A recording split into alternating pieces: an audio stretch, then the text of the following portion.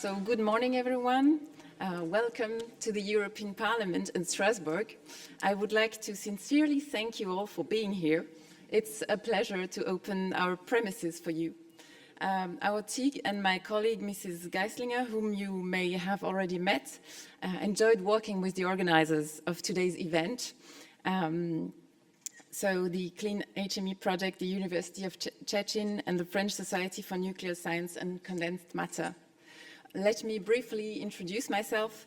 I'm Mélanie Herbach. I work in the Strasbourg Conference Unit here at the European Parliament in Strasbourg. Our department is responsible for coordinating events outside plenary sessions in collaboration with external institutions and partners, and the event you're attending today is one of them. So the idea is to open the European Parliament's doors and foster democratic debate. So today you're coming from all over the world, I've heard, to exchange on ways to promote cleaner energy. We wish you fruitful discussions and a pleasant event in our premises. Should you have any questions, please do not hesitate to refer to my colleagues. They will be very happy to help. And thank you very much for your attention. Okay, we'll start slowly. The first words will be given by our rector of our university. University of Szczecin is co-organizer of today's evening event of our conference. So, Professor Batuk, please, your screen is now. You can say us some words, okay? My name is Jacek Batuk. I have a position of Vice Rector responsible for finance at the University of Szczecin, and I will substitute our rector during this opening. Już, dziękuję.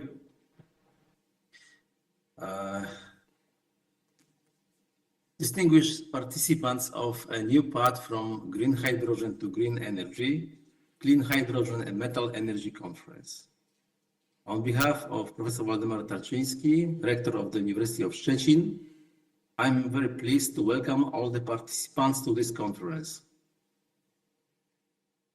It's a great privilege to open today's event, which is dedicated to theoretical and practical issues related to energy transition and decarbonization.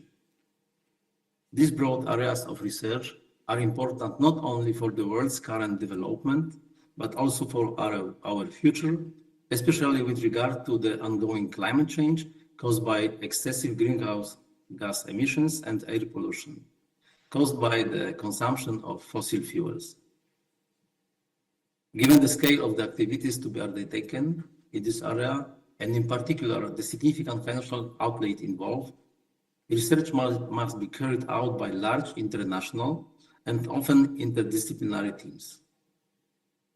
Today's conference will showcase the results of French, Japanese, US, and Polish research teams, joined by scientists from many other countries who are undertaking ambitious research on energy transition and decarbonization. It's my hope that the presentations and discussions will both present the latest developments in the field and provide an opportunity to continue the research, perhaps with an extended group of researchers. I would like to reiterate that it's a great pleasure for me to welcome the participants from many countries who have come here to share experiences and work together during this event. I would like to thank the organizing committee, the keynote speakers, and the administration staff for their contribution to the conference. I would also like to thank the European Parliament for making it possible for us to meet in this special place today. I hope that together we'll create an excellent forum for the exchange of new ideas, and I wish you fruitful debates that will enhance our future cooperation. Thanks very much for your attention. I wish you an excellent achievements. Thank you very much. Yeah, thank you very much.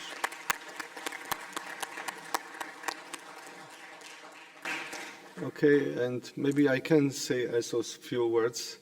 I think all of us are very happy to be here. Thank you very much for,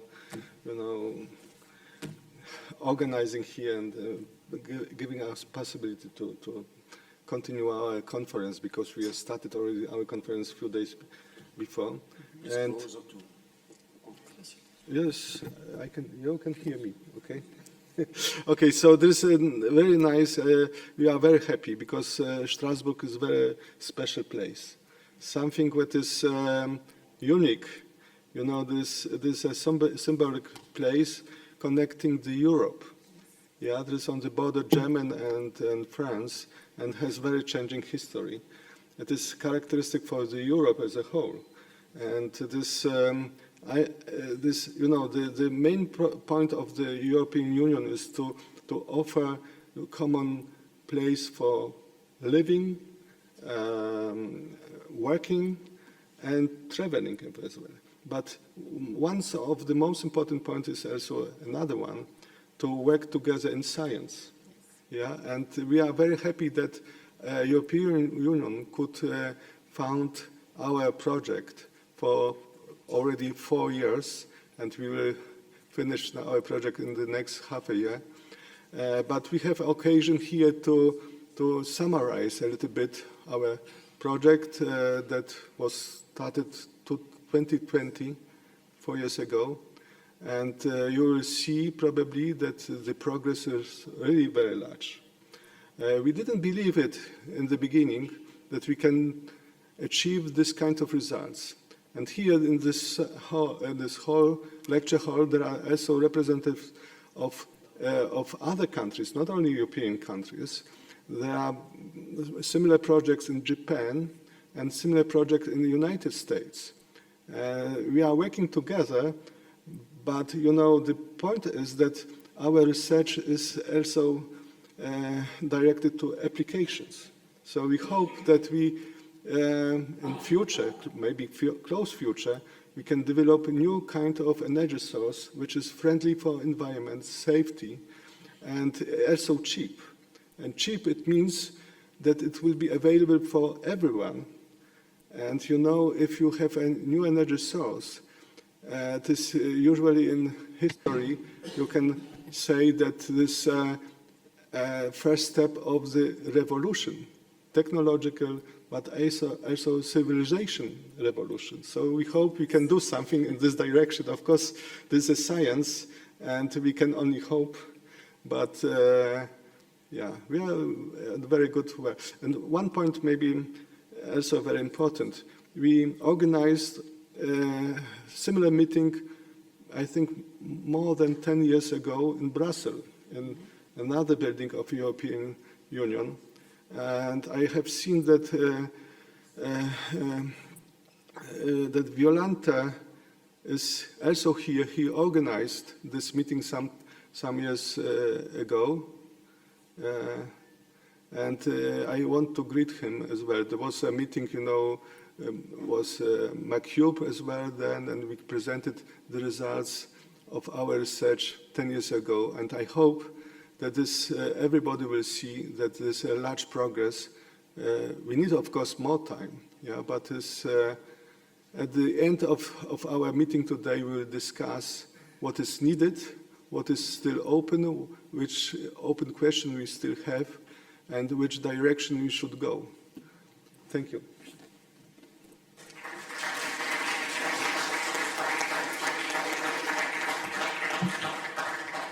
So thank you very much, Professor Conrad, for this opening, and also for the nice word we heard this morning. So this is the start of our meeting, you know, and we are not going to lose too much time. And so I would invite Christian Ngo to deliver his lecture, please.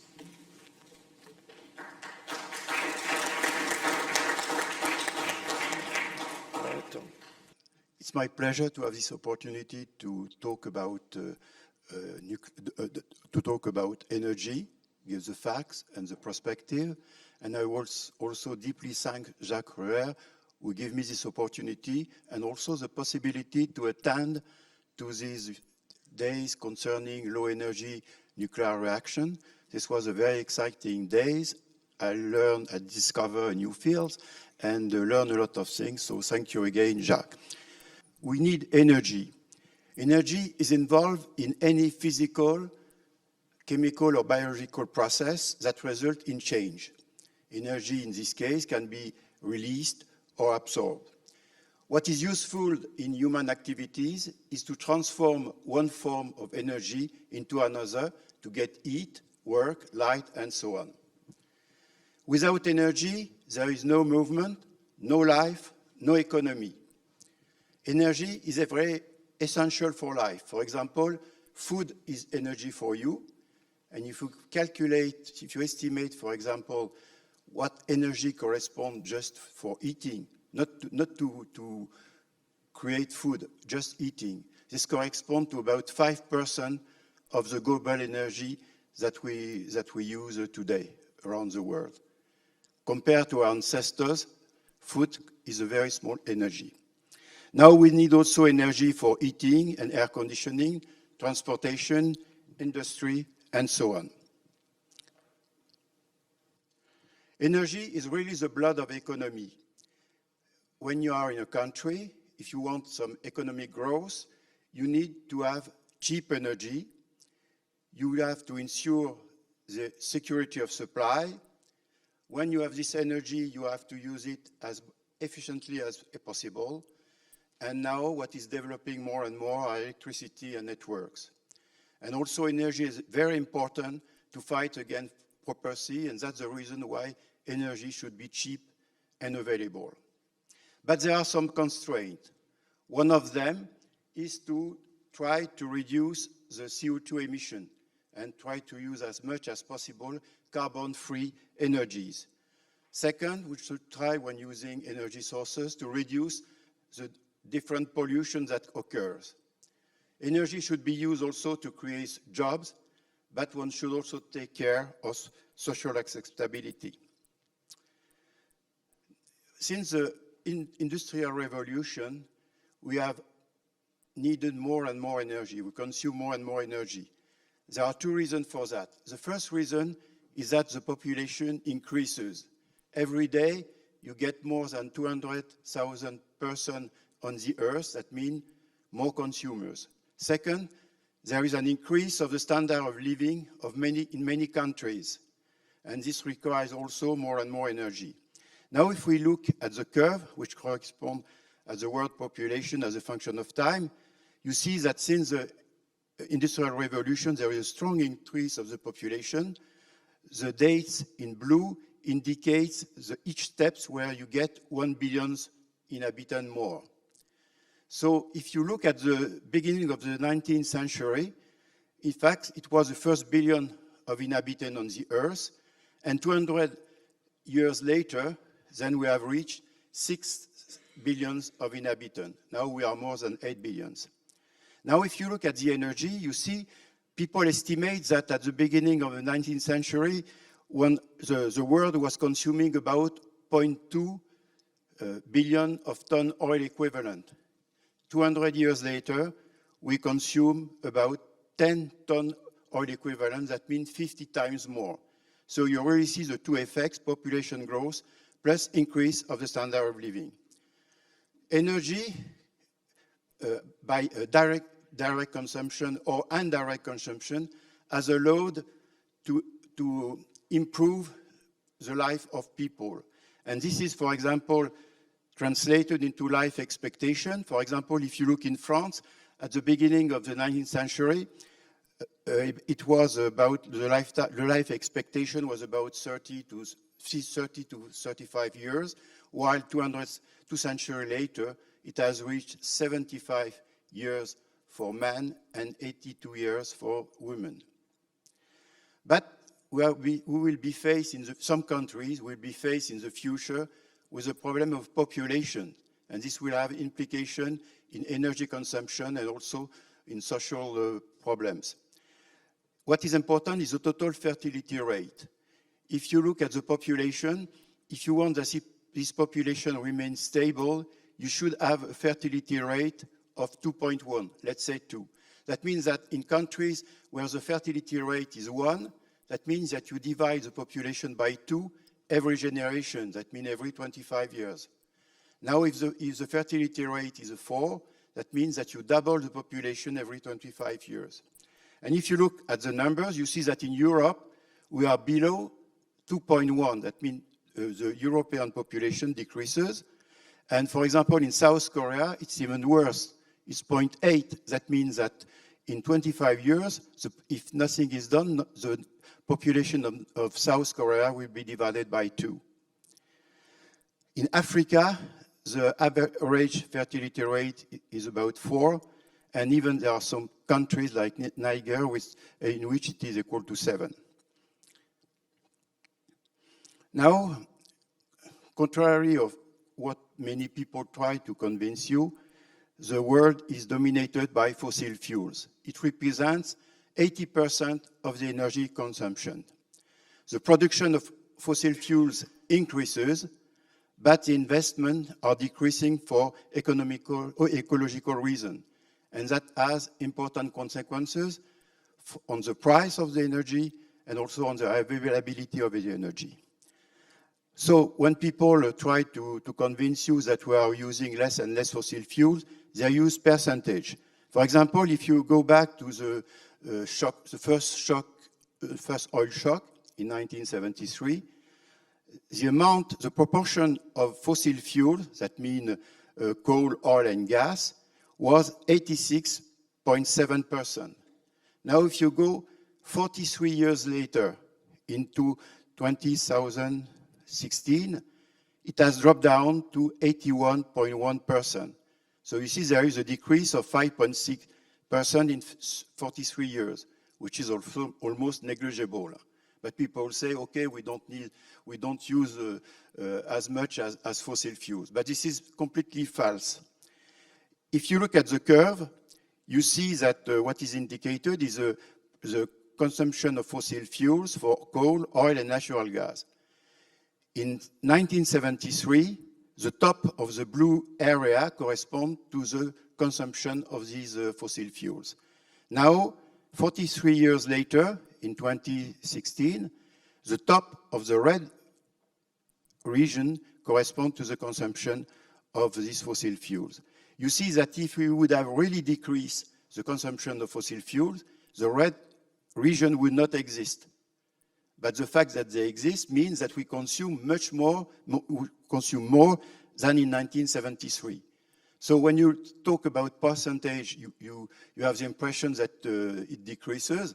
But if you look in absolute value, which are the real numbers, then you see that in fact it increases quite a lot. In the future, in the present and in the future, what are important now are unconventional oil and gas, which are becoming more and more important. That means shale oil, shale gas, oil shale, extra heavy oil, deep oil under the sea, and so on. Now, in the past, hydropower and biomass have been used for centuries. They were the main energies. Hydropower is probably the best renewable energy sources to produce electricity and should be used as always as we can. Hydraulics is also very important because it can be used to store a large amount of electricity. And in many countries, when you have some difference of altitude, of elevation, then the good idea is to use hydraulics. Biomass have been also used very much to produce heat. It is also used quite often in poor countries to make cooking and so on. In the future, biomass will be very important because it is a source of carbon. And when oil will become scarce, you will need biomass as a source of carbon to make organic chemistry.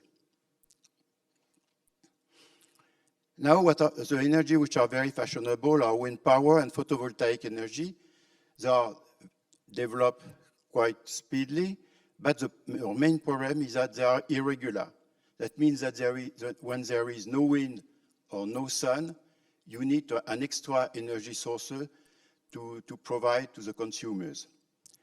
The advantage of, so the problem is, the main problem of these irregular renewable energies is an erratic connection between supply and demand. And the problem of electricity is that at each time, the supply and demand should equilibrate. And that's a difficult problem. The advantage is, of course, no CO2 emission, but since they cannot operate at 100% of the time, you need an additional energy source to provide electricity to the consumer. For example, and you need an energy sources which start very quickly. That means gas-fired or coal-fired plants. Another solution would be to have a large energy storage capability, which is not always possible and which is very expensive.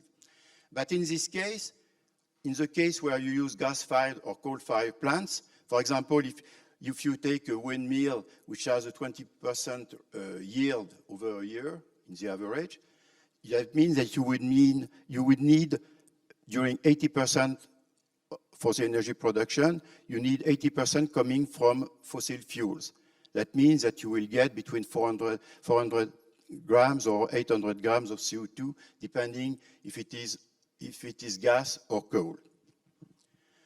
Another problem which comes into play is that the fact that this energy, especially for windmills, they can produce a lot of energy, but it is scattered over the area.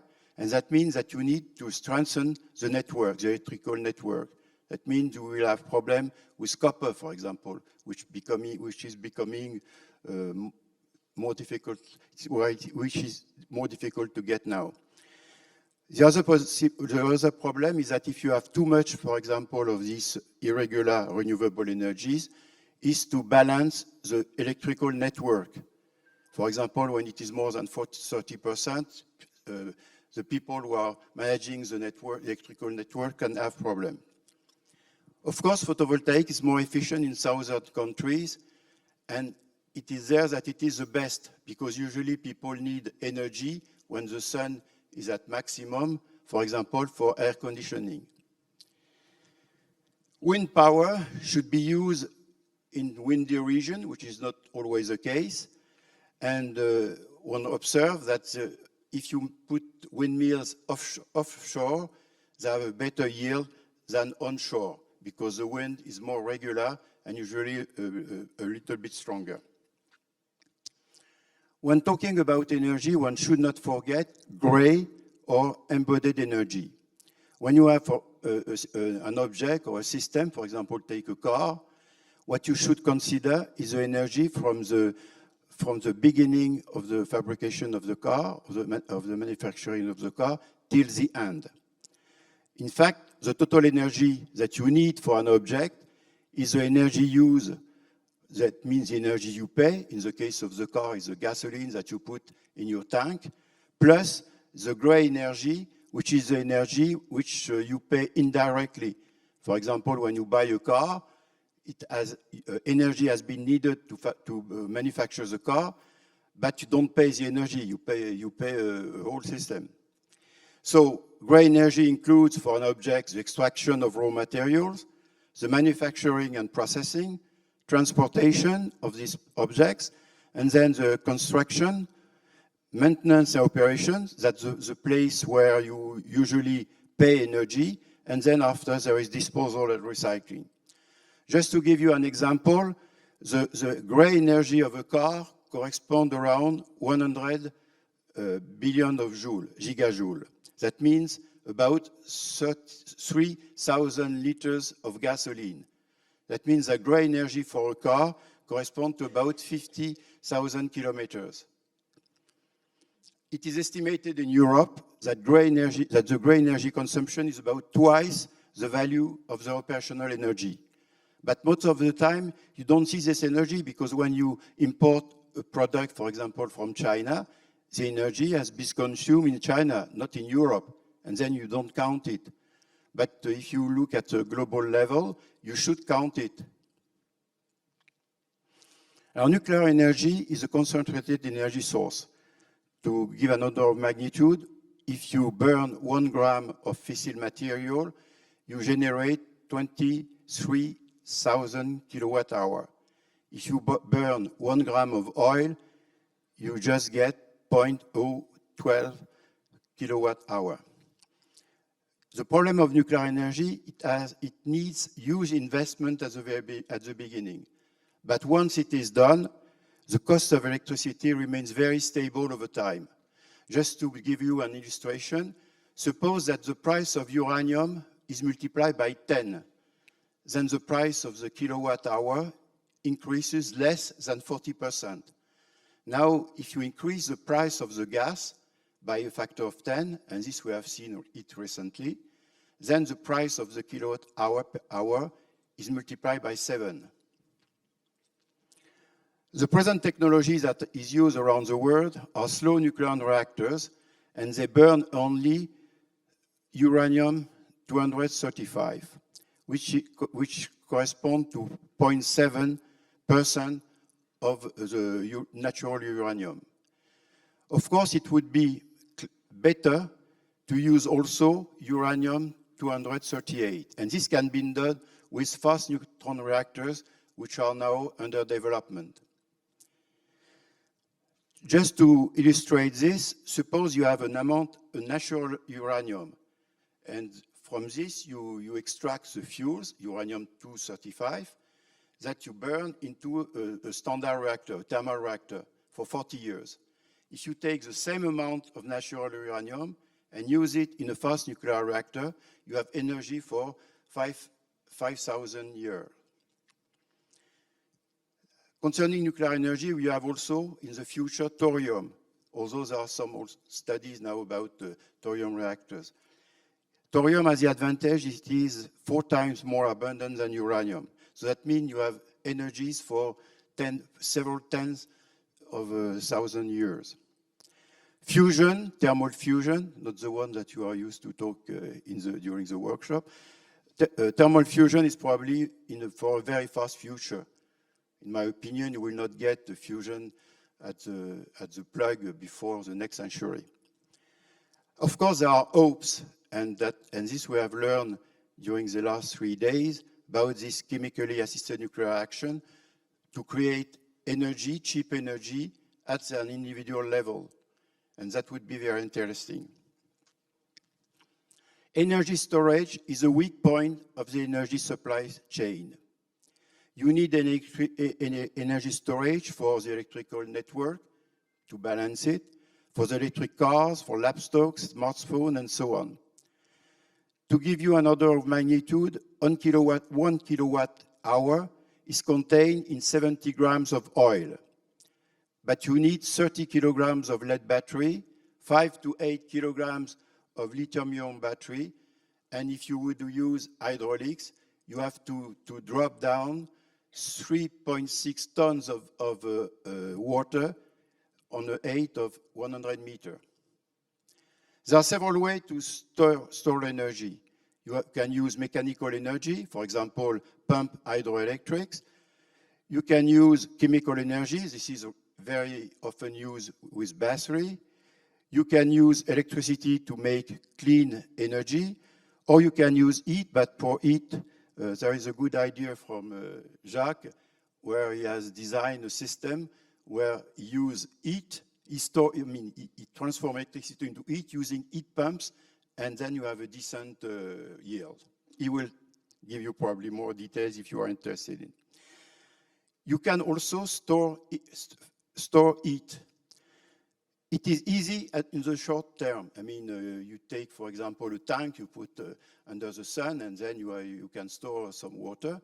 But on the long term, that means storing heat in summer to use it in winter. The yield is very difficult, and the yield is not so good. Electricity. So electricity is not really a source of energy. It is an energy vector. That means you need energy to produce it. The constraint is that the production should be equal to the consumption at every moment. That means that if you don't do that, your network can be shut down. In 2023, 36% of electricity is produced by coal-fired plants.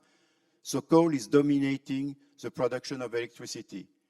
That means that it means also that it emits a lot of CO2. Typically, with a coal fire, you emit for 1 kilowatt hour, you emit about 1 kilogram of CO2. Why should we store electricity? We should store electricity to smooth out the production, to balance the network, and people store it cheaply to sell it dearly. I mean, you store during night and you sell at the peak point, at the peak hours. It is necessary for intermittent energy sources if you don't want to use coal fire or gas fire plants. You need it for portable system, for transport, like for example, electric vehicles, and also for clean energy. If you would have a good and very cheap way to store electricity, you would need less energy production. For example, in France, in 2017, the average power consumed over the year is 60 gigawatt. But the power which is installed is twice that. And it's twice that because there are some days during the year where you need almost this. And so you need to have an extra possibility to produce electricity. And now it has even increased with wind power, but that doesn't change the problem of solving the peak hour, because the peak that occurs during the year, because sometimes when it is very cold, you don't have wind, so the windmill produce nothing. Now, hydrogen is also an energy vector. That means that you need energy to produce it. The good news is that there are natural sources of hydrogen underground, and for example, in Europe, one of the promising source of hydrogen is presently in this region. I mean, in Soultz-les-Forêts, people have discovered that there is a lot of hydrogen. The problem will be to exploit this hydrogen, and this will take time.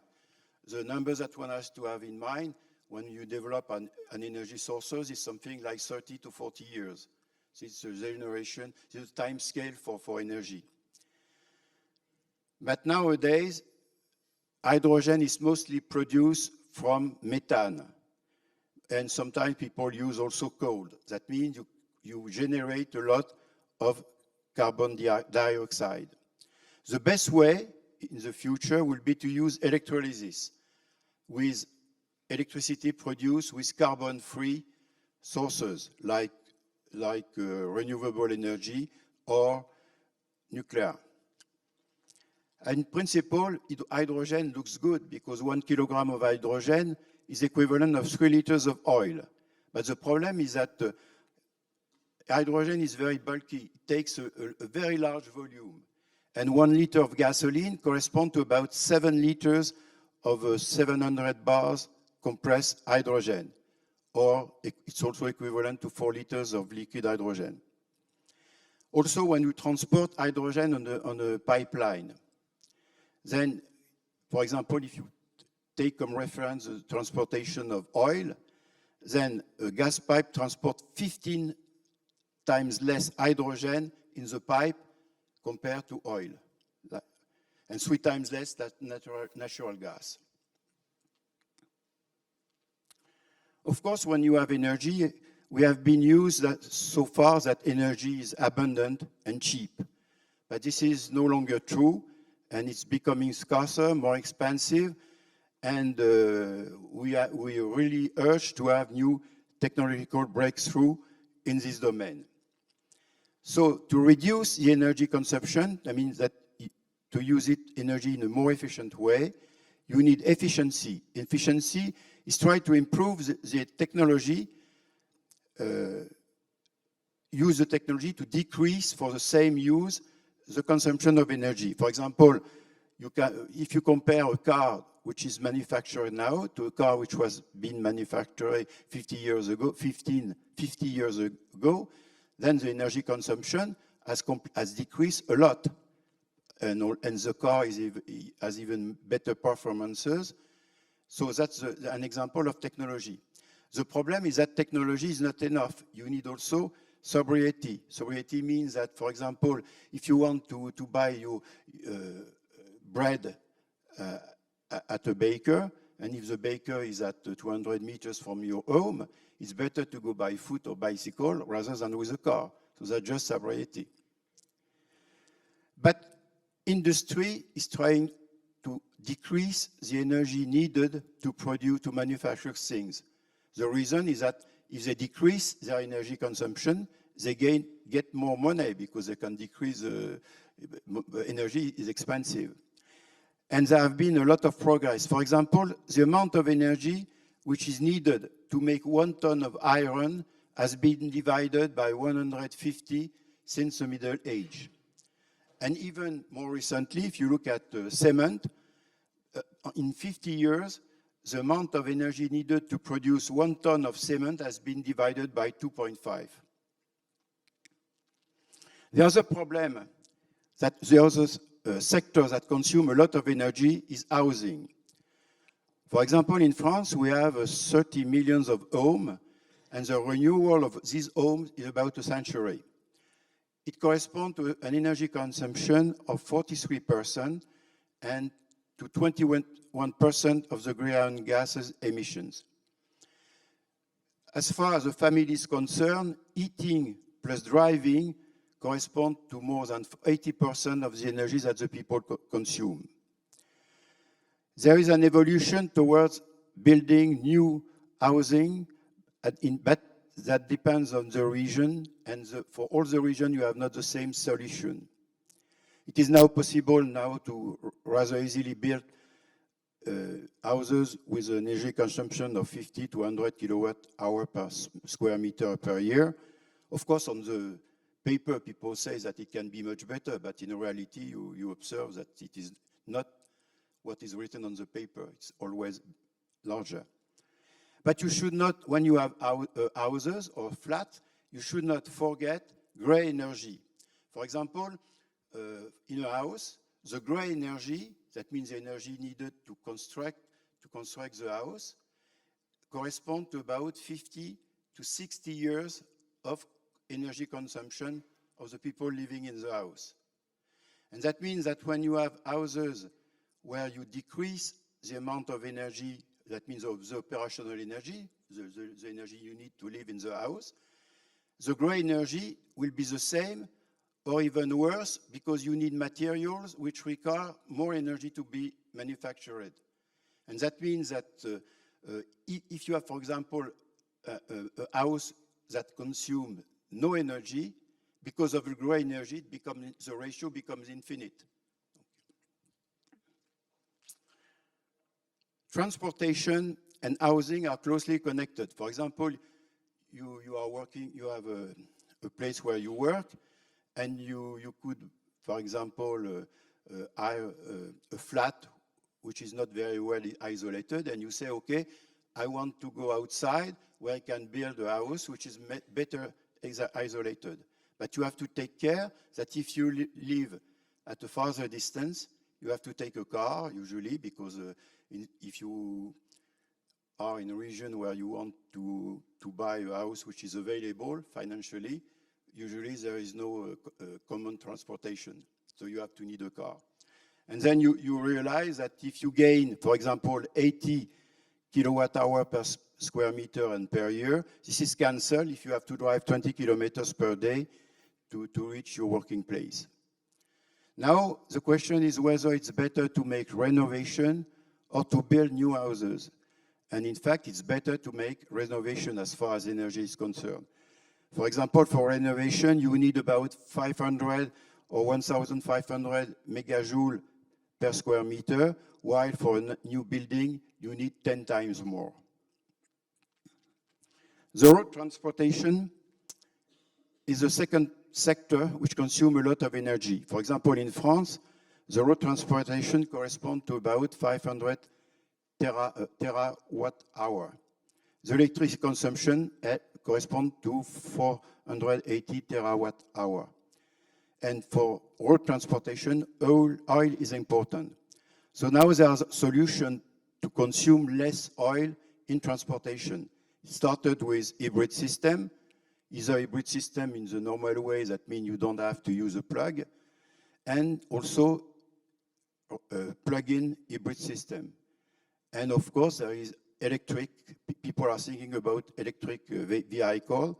There is even a law in Europe forcing people to have only electric vehicle within almost 10 years from now. And hydrogen vehicle using hydrogen as a fuel. Typically, a car needs about 15 to 20 kilowatt hour to drive 100 kilometers. But after, it depends on the yield of the propulsion group. For example, if you take a thermal vehicle, that means the cars which are mostly used now, 15 kilowatt hour per 100 kilometers with a yield of 25% correspond to an energy consumption of gasoline of about 6 liters. Now, when you use a hybrid or an electric vehicle, since you have a battery, you can use regenerative braking. That means that each time you brake or you decelerate, you can get energy that you put in your battery. And this corresponds in the average to 15%. But it depends. If you are driving on a highway, it's almost nothing. If you are driving in a town, then it can be 30%. But in the average, it's about 15%. So if you estimate the energy you need for an electric vehicle, that means that you need less than the 15 kilowatt hour because of regenerative braking. And the problem is that the battery is something like 100 kilo for 100 kilometer range. So that means the battery is very heavy in this electric car. The quantity of electricity needed to supply, for example, all the French cars, if they would be electric, would be about 100 terawatt-hour per year. Now, if you say, okay, I will use hydrogen and a fuel cell, then the question is it more interesting? The advantage of using hydrogen is that you can put hydrogen in your tank in a very quick way compared to battery where you need some time to charge them. But for hydrogen, you need about 1 kilogram of hydrogen to make 100 kilometers. That means that you need, if you want to have an autonomy of 500 kilometers, you need 5 kilograms of hydrogen. And if you compress this hydrogen to 700 bars, that means about 70 liters. And the tank should not be like the tanks that you use in the usual car. It should be something which resists to a very high pressure. And for the French car fleet, then you would need 300 terawatt hour.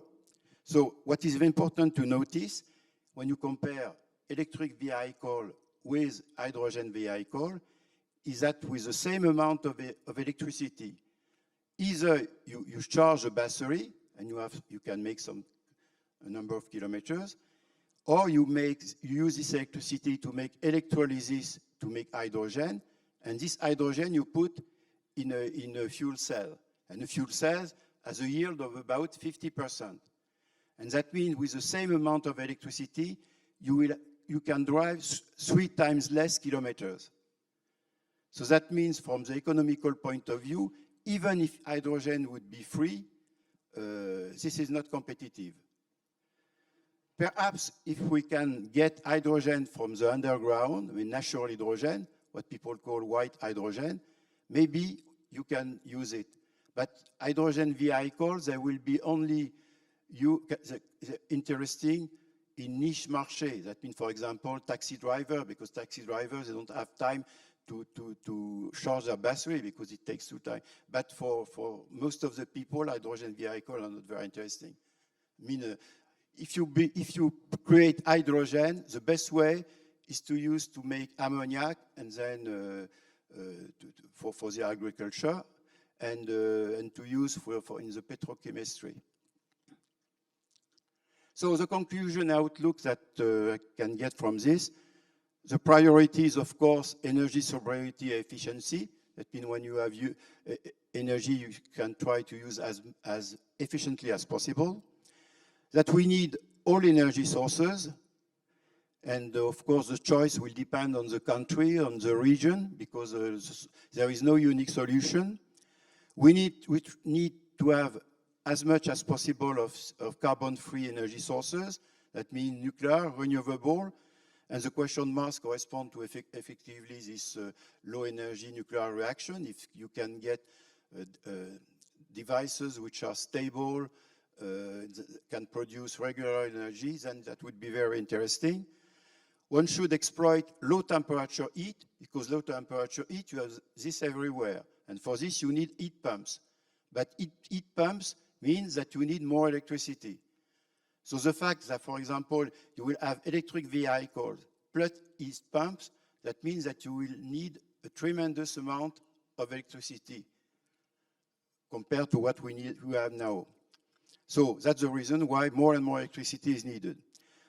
So I'm quite optimistic, because usually in energy, and as well as in other fields, when there is a problem, human can always solve the problem. It may take time, but if you allow him to do so, he can do it. If you don't allow him, then you don't solve the problem, of course.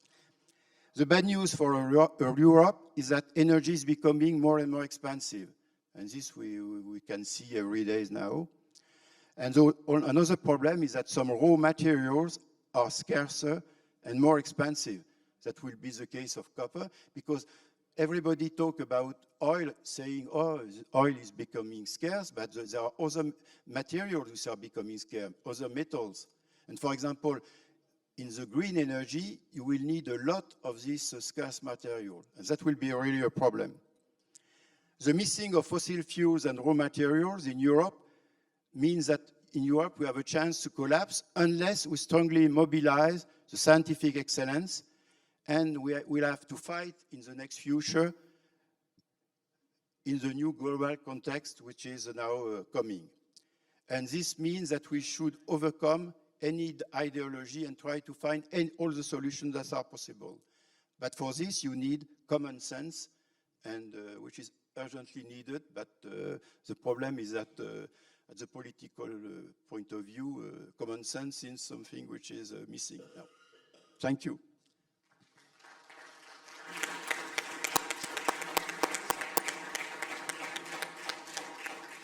So, thank you very much, Christian. If there are any questions, please, you can switch on your microphone. Talk as well. So my question is, you have made this estimation of this comparison between, electrical cars and hydrogen fuel cars based on the nowadays prices. But there is a solution for that. Okay, if you apply high temperatures, that efficiency of electrolysis is much higher, at least factor 3. And if we combine cold fusion, which is also working at higher temperatures, and there is sustainable heat source as well. So maybe your estimation can be completely different. No. I took the estimation with all the numbers that you can find around, and I'm not the same. Many people found the same numbers. That means that you need 3 times more electricity to produce hydrogen. Of course, if you have a new thing into play like cold fusion, that may change, but for the moment, it's not the case. You see, even electrolysis is not very much used, and electrolysis at high temperature has not a very good yield. Yeah, because the point is you should have a cheap heat source as well, okay? And then you have a completely different efficiency of this hot electrolysis that should work. For the temperatures about 800, 900 degrees, you have a really large increase of the efficiency. In the laboratory? Not also in industrial, but you need... No, but you see the problem with energy, as I told you, there is a time scale of about 30 to 40 years. Mm-hmm. So even if it works very well in the laboratory, even if you have a good demonstration, before it comes really into play, it will take decades. And that's the problem. Mm-hmm. But of course, it is necessary to work in this way. Because what is very important is to decrease the price of energy. Because decreasing the price of energy means that there are less poor people. And that's the important point. I agree with Konrad Czerski that we need heat, and it is very nice talk. However, I believe that similar, not exactly the same, but similar talks have had place 80 years ago, when actually idea about controlled nuclear fusion appears for the first time. However, in order this actually good talk to be afforded, the corresponding successful experiments giving significant energy release for short period of time, which are replicable, must be in place, and the corresponding technology must be developed on this basis. Otherwise, everything is good willing, which I believe even more than 80 years ago, similar actually consideration have been considered. I'm not sure I will understand your question. It's about thermal fusion. Yes, still there on the edge of the project of the progress, but they're on this edge more than half a century. So now, in order again, everything in your talk to become effective in real, the corresponding successful technology must have in place for heat production. Otherwise, everything will remain is goodwill. Okay? Please, Michael. Yeah, concerning fusion, I mean, the good news is that fusion pushes other research. But now, if you talk about the perspective, even if ITER works, ITER will create a plasma which lasts 400 seconds and with a gain which is about, I think, 10. Now, if you want to make electricity for the consumer, you need to work 24 hours. That means that after ITER, you will have a next one, which is called, I think, demo, which will need also 30 or 40 years. And even if it is a success, that means you have shown that you have a good yield, plus it can be worked 24 hours, then you would need to make a real demonstrator. And because the problem will be to create, to collect energy of the 14 MeV neutrons, and that's not the neutrons of a nuclear reactor, which are low energy. And 14 MeV neutrons, it's difficult to transform this into heat. And you will need a demonstrator, and that will take around 30 or 40 years. So when you add everything, it's, I mean, everybody in this room will be dead, I think. Sorry, but I have to intervene here. I've been studying plasma physics and nuclear fusion since it's now 9 years. I've been following the development in the private sector. And yes, I agree with you that if you follow the ITER timeline, we will all be dead here before we see the first electron in the grid. But the way to nuclear fusion, hot before and cold when the moment will come, and it will come in a few years, is not through big science mega projects, because they have been sucking billions for years and did not develop anything. The road is the private sector. Now, in this moment, in 2024, there are 45 startups all around the world which attracted private investments in the order of $7 billion. And they are going as fast as they can. And there has been more progress in the last 10 years than in the previous 50 years. And if you don't believe me, speak with the people involved. Speak with the Fusion Industry Association. I believe you, and that's the reason why I say that ITER is interesting, because it is a driving force for the other projects. It is not. People is fleeing from ITER and going to the private sector because they're fed up, especially the scientists and the engineers. They're going to the private sector and developing this technology as fast as they can because they're sick with bureaucracy. This is a reality. If you don't believe me, just speak with the people. I believe you. What I was saying is that ITER is some kind of driving force so that people in the private sector can make research, and probably they will gain before ITER. No, because they're going other ways. They're not building tokamaks. They're building other devices, which are smaller, are faster, and will get there before. I think we say the same thing, but maybe I don't express the right way. You see the point No, of view. but I saw their information which was not updated. This is a hot debate, and we can appreciate No, it. I wanted to say this, to inject this information in this room, because I think it is important. Not because I want to contest, not personal. I think that this is an important information which has to be passed. The road to fusion technology, hot or cold, is not ITER, is not the stellarators, are the small industrial private projects, because they're going faster, better, and they will get there before. So this is a reality which must be said. It's true that there are many As you say, private... for the space, it has been the same with the space. It will be something which will be similar. And, No, but this I and I agree. look forward for Lenner to reach the same level of development, because this will be the road. Go to the market without waiting for bureaucracy to follow. No, I don't say one should wait for ITER. I think it's gone, ITER. Okay, thank you very much, Christian, again, but you know, this is a hot debate, and it would run for long. And we are aware indeed that there are many private companies investing in fusion these days, especially in the States, not only. So this is quite interesting to follow. That's true, but still. Mathieu, you wanted to say a last word? Thank you, Christian, for your excellent presentation. I think it's the right place to talk about semantics here. And it seems that there is an overlying pattern in the analysis that you make, which stands in only one adjective, is primary source of energy. And what can happen with low energy nuclear reaction is that above all other types of energy, not only it's nuclear, it's primary, and it can be useful in a very diverse range of applications.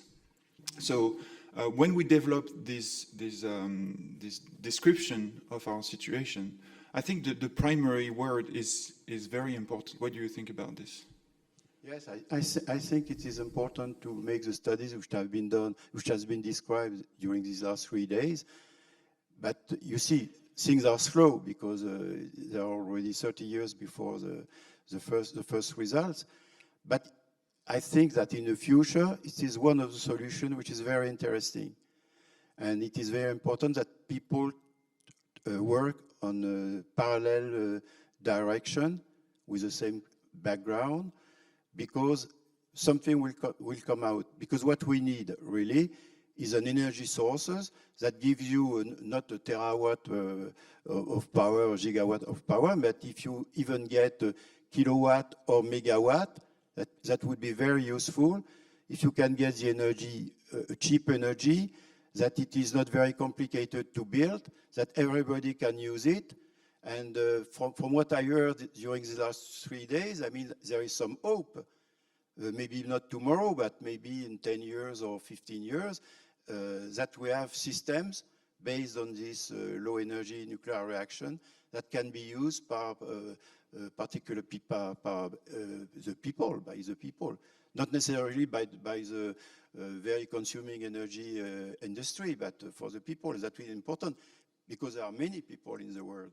And we need scalable energy sources. That's the main problem. ITER is, it's a funny project. It sucks all the money, but it is not scalable at all.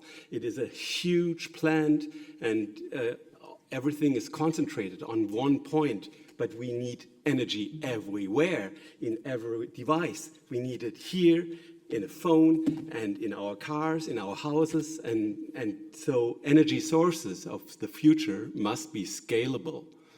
And I think we should start by taking a step back. We are living in a continuum that is full of energy. Everything is energy. In each and every atom, we have a lot of energy, and we are just in the first steps to really get there. So what I question myself is, why does a lot of resources are pushed into projects like ITER that are, let's say, wasted from my point of view, and for you as well, and not into small projects that may may even have the right view and vision to solve the problem, but this you really. have to ask to politicians. I mean, it's not Sorry, Christian. Okay, this is a good question, you know. I know you don't need to answer that one because you will have to discuss further. We have to switch to the next presentation, I am afraid, because time is flying. But again, thank you very much, Christian. Okay, my name is Jean-Paul Biberian.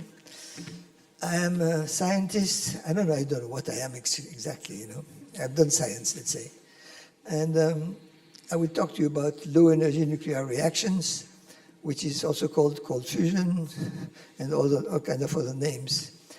My background, I was working at the university in Marseille in the field of surface science, and then I switched to cold fusion when it happened, you know, because I found that cold fusion was the best subject to study, you know, because you have physics, you have chemistry, you have nuclear science, you have all the fields of science, and it's a new field. Nobody knows what's happening. And there's so many implications for the future of humanity, you know, so I like this field. And after retirement, I continued working. I have the chance to have my own personal laboratory at home, so I can work 7 days a week and 24 hours. So it's much more fun. So the problem is that my wife wants to take vacation, so that's a problem. I don't like vacations. I'm already in vacation. Anyway, let's see the first slide. If it works, it worked well. I will tell you, I mean, here there are a lot of people that have done science, but I know some are not scientists, and people that will listen to this talk later are not necessarily scientists. So I have to tell you a story. And in March 23, 1989, I still remember that day, in the news, actually it was the next day that the news came, we heard that 2 scientists in Utah, in the USA, had found a new way of making nuclear reaction, fusion.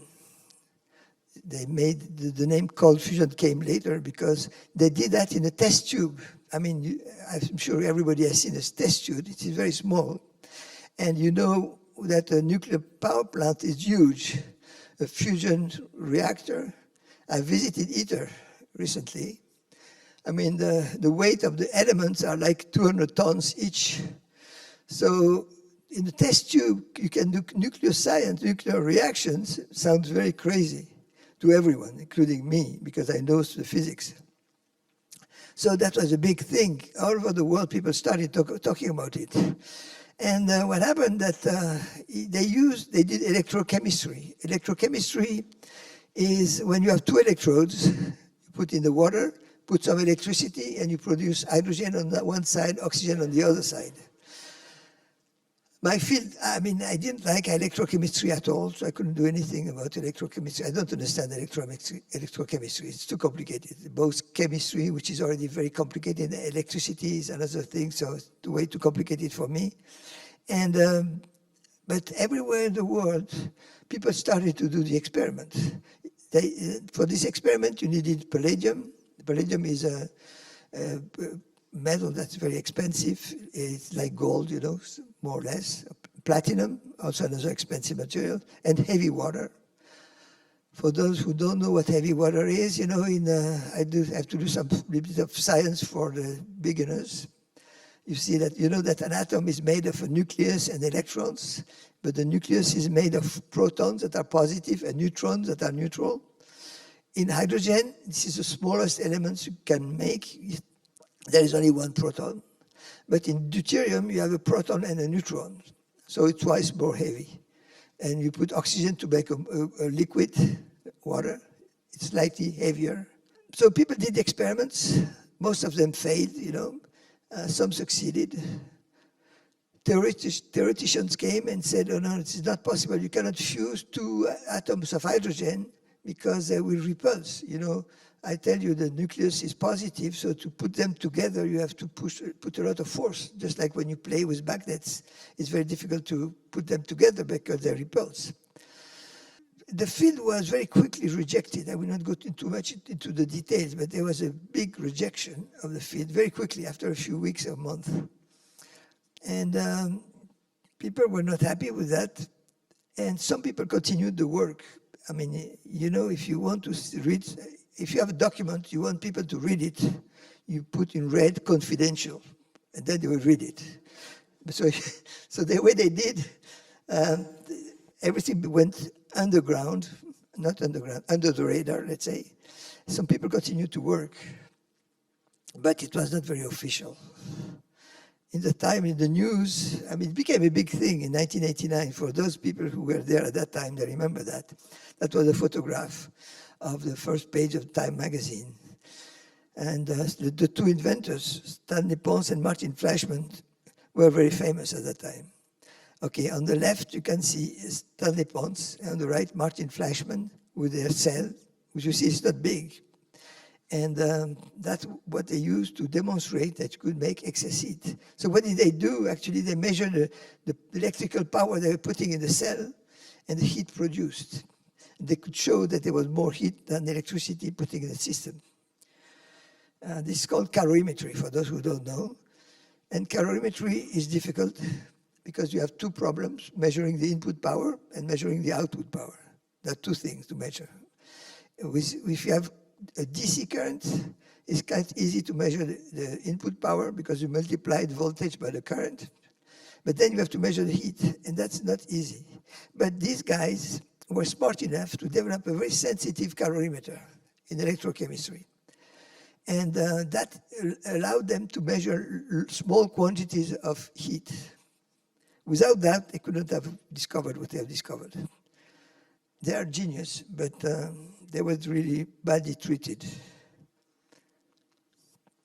This is a cell showing how it works. You see, you don't see it very clearly, but at the bottom, there is a palladium cathode at the center, and around it, a platinum wire, which is the anode, and the bubbles are the gas produced that escapes. Now, let's do a little bit of physics, so you understand. I have written 3 equations, but they're not complicated to understand. The reaction of fusion that the Stan Pons and Martin Fleischmann were talking about was the fusion of deuterium and deuterium. So deuterium, as I told you, it's proton and neutron. So if you have a proton and neutron, another proton and neutrons, if you manage to make them to fuse, then you produce a tritium. Tritium is another form of hydrogen with 2 neutrons and a proton. Or you can produce helium-3. Helium-3 is a very rare gas, it's like helium, but one neutron is missing. And you have about 50% chance to have the first reaction and 50% the second reaction. And very rarely, you can make helium-4 directly. Helium-4 is the one you put in the balloons to go in the air. So why is it possible? I mean, if you look at the first drawing on the top, you have 2 positive charges and they repulse. They do not attract at all. So there's no way you can put them together. In order to put them together, you have to push very, very hard. That's what's happening in the sun, at the center of the sun, where the temperature is 50 million degrees, or in fusion reactors we were talking about before. ITER is at 150 million degrees, so it's a bit difficult. So you got to do that in the test tube, that's for sure. Now, there is what we call a screening effect. If between the 2 positive charges you put electrons that are negative, the plus is attracted by the minus, so now you can have fusion. I mean, this is a very simplified theory. It's not something really with numbers, just to understand the effect. There's no quiz at the end of the conference. So that would be, I mean, we have used palladium and deuterium for a long time, but deuterium is expensive, heavy water is expensive, palladium is expensive, and people are, are always trying to find something new. And some people started working with something cheaper than palladium, which is nickel. And nickel is very cheap. There's nickel everywhere. Every piece of stainless steel has nickel in it. And hydrogen is very cheap also. it's not comparable to hydrogen technology, which is just using hydrogen as a fuel. Here, hydrogen is a nuclear product, which will give like 1 million times more energy than chemical reactions. So it became obvious that we should use nickel and hydrogen. And also, to convert heat into electricity, you have to go to high temperature to have a better yield. I mean, a nuclear reactor nowadays, the temperature is about 350 degrees C, and the yield is about 1/3. So, I mean, 2/3 of the heat is lost in making clouds. When I show these towers, I said to my children, this is where the clouds are made, Who knows where the clouds are coming from? And now they know it's nuclear plants that are producing clouds too. It's a side effect of the nuclear industry. So you're losing a lot. So if you can go to higher temperatures, it is possible to make electricity with a better yield. And you cannot do that with a liquid because water boils at 100 centigrade. If you want to go to about 350 degrees C, you have to go about 60 atmosphere of pressure. I'm not quite sure of the number, but it's close to that. And it's very complicated and dangerous. So with gas phase, it's much easier. So you can put hydrogen inside a nickel-based material. Then you can have heat, cheaper, simpler, much easier to manufacture in large scale later.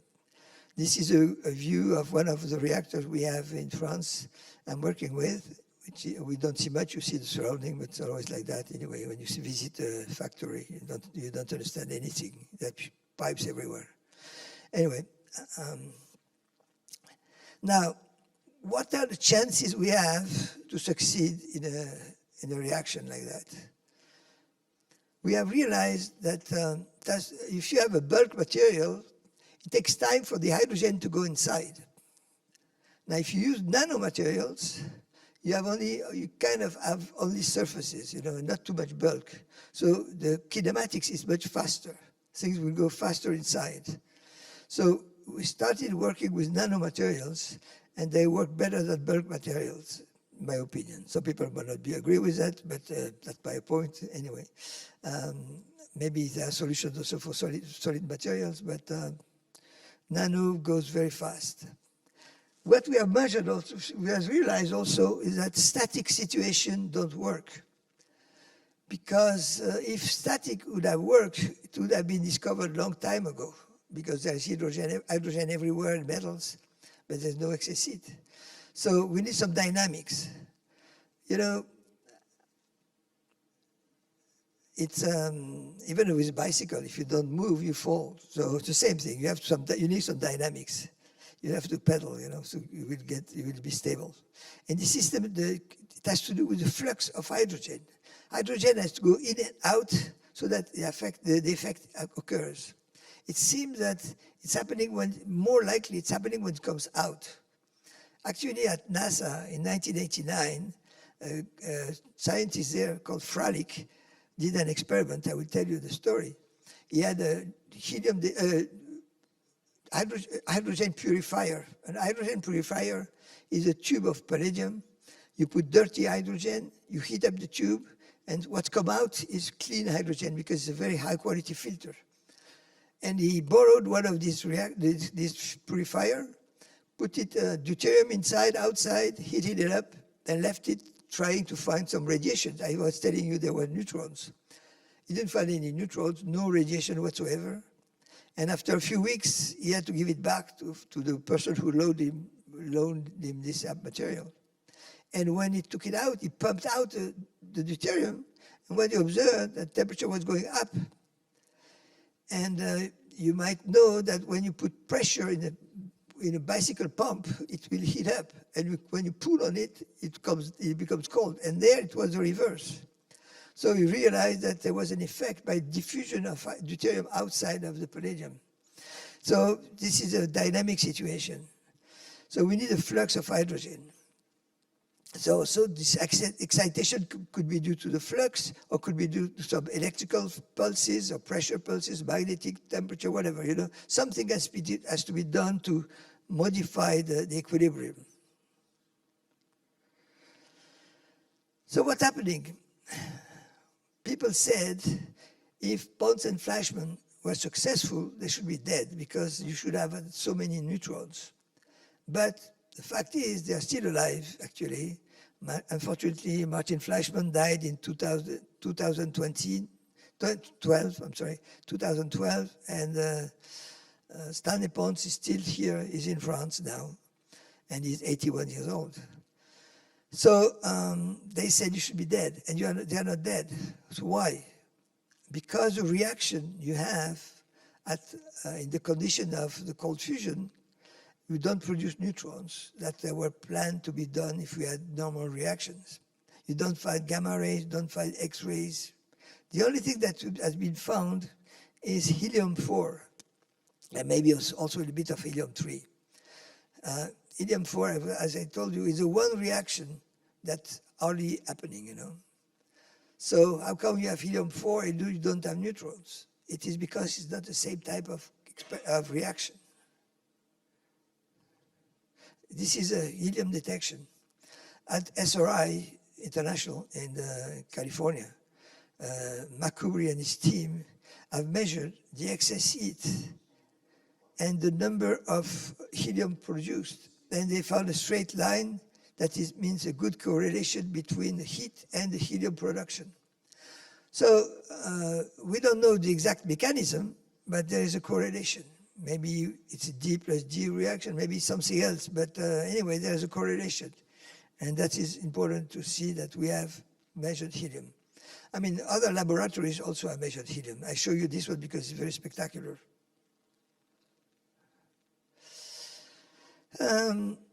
Okay, as I was telling you before, from day one, people have started searching for that, you know, in their garage, in the laboratories, everywhere. Very quickly, it became like a bad word. You couldn't say the word cold fusion. This was like talking about turning tables or, I don't know, things like absolutely abnormal. It was kind of really dangerous at that time, in '89 and after, to talk about cold fusion. And actually, some institution, official institution, continued at low level, like, but without telling it too much, you know. Some universities have some research programs in the field, but on the side, not really official. And I make it short, the story is too long.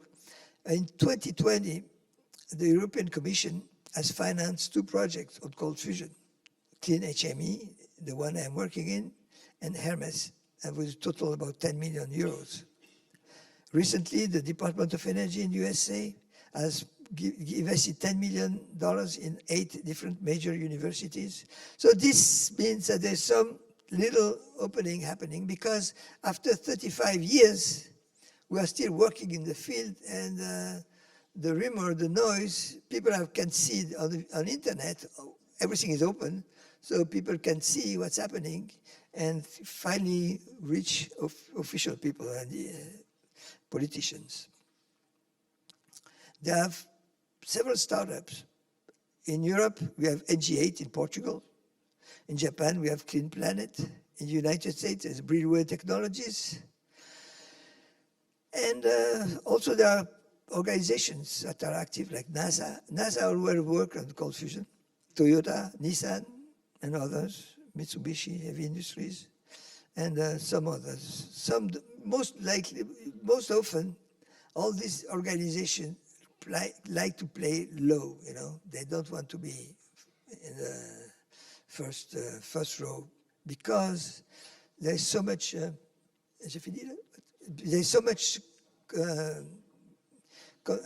so people are so much against the field that it becomes dangerous. Politicians have a hard time talking about it. Because of that, they will be killed by some people. Not really physically, but somehow. Okay, this is an NG8 reactor. It's a plasma reaction. I visited the laboratory in Portugal, and the discharge, and this one is in air, I think, and they produce more heat than what they're putting in. So what can I say? This is Clean Planet. I mean, these are very clean. I mean, I've been to Japan, everything is clean there, so I'm not surprised. You can eat on the floor, on the road, picnic there without any problem. That's why they call it clean. Everything is clean there. Clean planet. They are very good people there, very good scientists, some of here, good friends of mine too. So I'm happy to have to collaborate with them one way or another, because here we are all collaborating together. This is Brewen technology. So all these people are working with nickel-based materials. It seems to be that the best and cheapest and more efficient. Theory, well, this is the worst field to talk about, you know. I explain you the theory, but there are better theories that give numbers. So with that, there are actually three types of reactions. There are the fission reaction, that are the traditional nuclear reactors you see everywhere on the planet, and the atom bomb.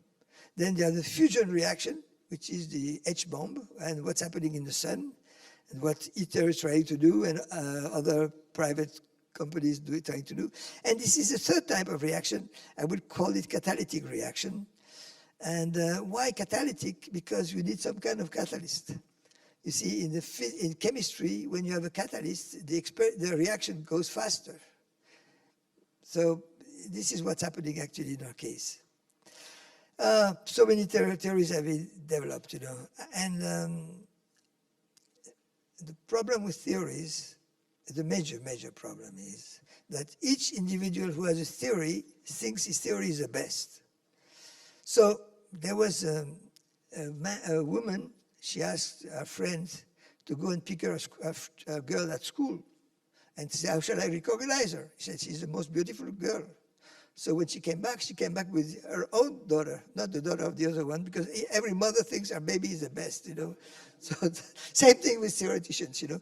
They think the theory is the best, and you cannot discuss. Anyway, they can fight. Now, I think, in my personal opinion, that screening is important, but I don't know anything about theory and physics to go further with that. To be done, a better understanding of the reaction mechanisms, a complete theory to guide the development of better systems, amplify what has already been obtained, study the durability of the reactor, because if it lasts only one day, it's not good. In conclusion, cold fusion is a new nuclear energy type that can be small or large. That's a good thing. This is a major scientific revolution, like the one that happened at the beginning of 20th century. And the European Union has one goal, to make peace in Europe, but I hope cold fusion will make peace in the world. I am proud that the European Union has financed the field from 220 to 225. So that's it. Thank you very much.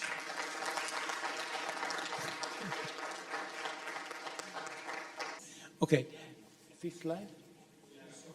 Okay, so my name is Francesco Celani. I am a multidisciplinary physics. So I know something about physics, chemistry, metallurgy, so everything of nothing. So I just an experimentalist. So what we have done is just looking what we observe. The theory is another field I don't want to speak about. Please, next. Okay, this is a very short report of our latest result in the Frascati laboratory in Italy. Please.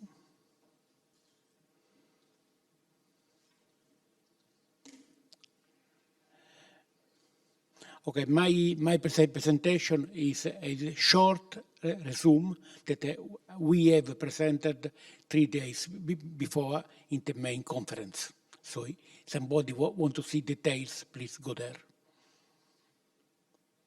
Next one. Motivation.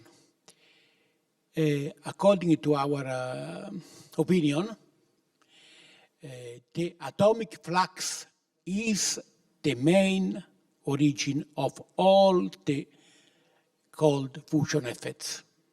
It was demonstrated clearly from Gustav Karl Freilich, German scientist working at NASA, in December '89.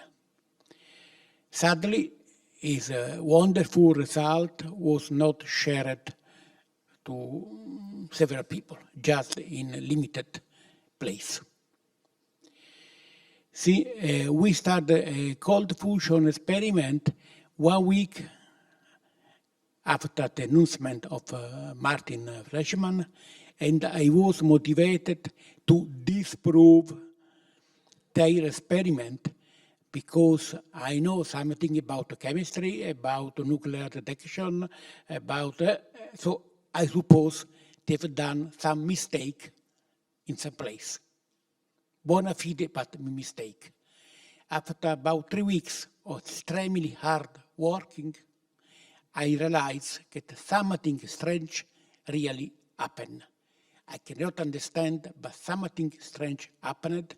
So I attended the Cold Fusion Conference number 0. It was made in Italy in 13 April by Professor Zighighi at Erice.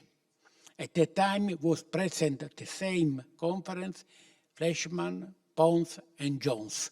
And they have some hot discussion between them. But just funny story. Anyway, we realized almost immediately, after 3 weeks, only 3 weeks of work, that something strange happened only during dynamic condition. It was just our feeling. We don't have clear proof, but it was feeling. And 3 years before, please, we realized that our feeling, original feeling, was correct. Anyway, we had to realize that the cold fusion aspect is not spontaneous. It's not like uranium-235 fission. You need some excitation, some pushing. So I make a equivalent to the usual Otto Benz engine. Before, you have to load hydrogen, means gasoline, wait until all is homogeneous, and after give a spark, and then start again. So this was our driving point of view. Similar to hot engine, it's forced reaction. Next. Key developments. From 2010, according to my opinion and other people, extensive high-quality work, I consider only high-quality work, it was decided, it was a common opinion that cold fusion are real, not just the effect of some several errors worldwide, something real around. So we moved immediately to the old dream, to use the cold fusion for normal people. But if we use the palladium, it is impossible. Just to have an idea, now the cost of palladium is 4 times than the gold. So we have to find material that behave more like, similar to palladium, be worse, but similar, but to be cost 100 times lower. And luckily, 2 groups independently working each other without speaking at the time, we realized that the nickel-copper alloy is a quite good candidate to be similar to the palladium. And moreover, it works also with hydrogen, not deuterium. Deuterium is costly. So our dream, low-cost material, like Constantan, but the Constantan is used in this European coin. This is Constantan, the silver point. So everybody can get, just working more. So it's important. We don't have the monopoly of the energy. If you want something useful, really useful, and avoid war for the energy, we need something that everybody can do, even at home. in principle. Okay, we make several progress, sometimes not, but important progress. And in 2020, we make another little bit big point. We assembled our reactor as a coaxial cable. I have experience in electronics. The coaxial cable, wait, please. Okay. The coaxial cable is the most efficient way to transfer energy because are two wires concentric. But we make the reverse coaxial cable. Usually in the coaxial cable, the screening is outside, active part inside. We just reverse it. Okay, stop. This is our reactor.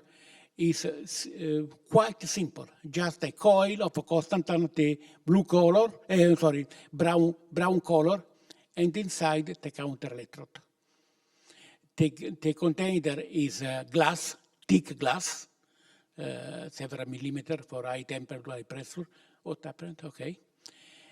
And the counter electrode in this experiment was just a thin foil of iron. Later we make some changing. Next, please.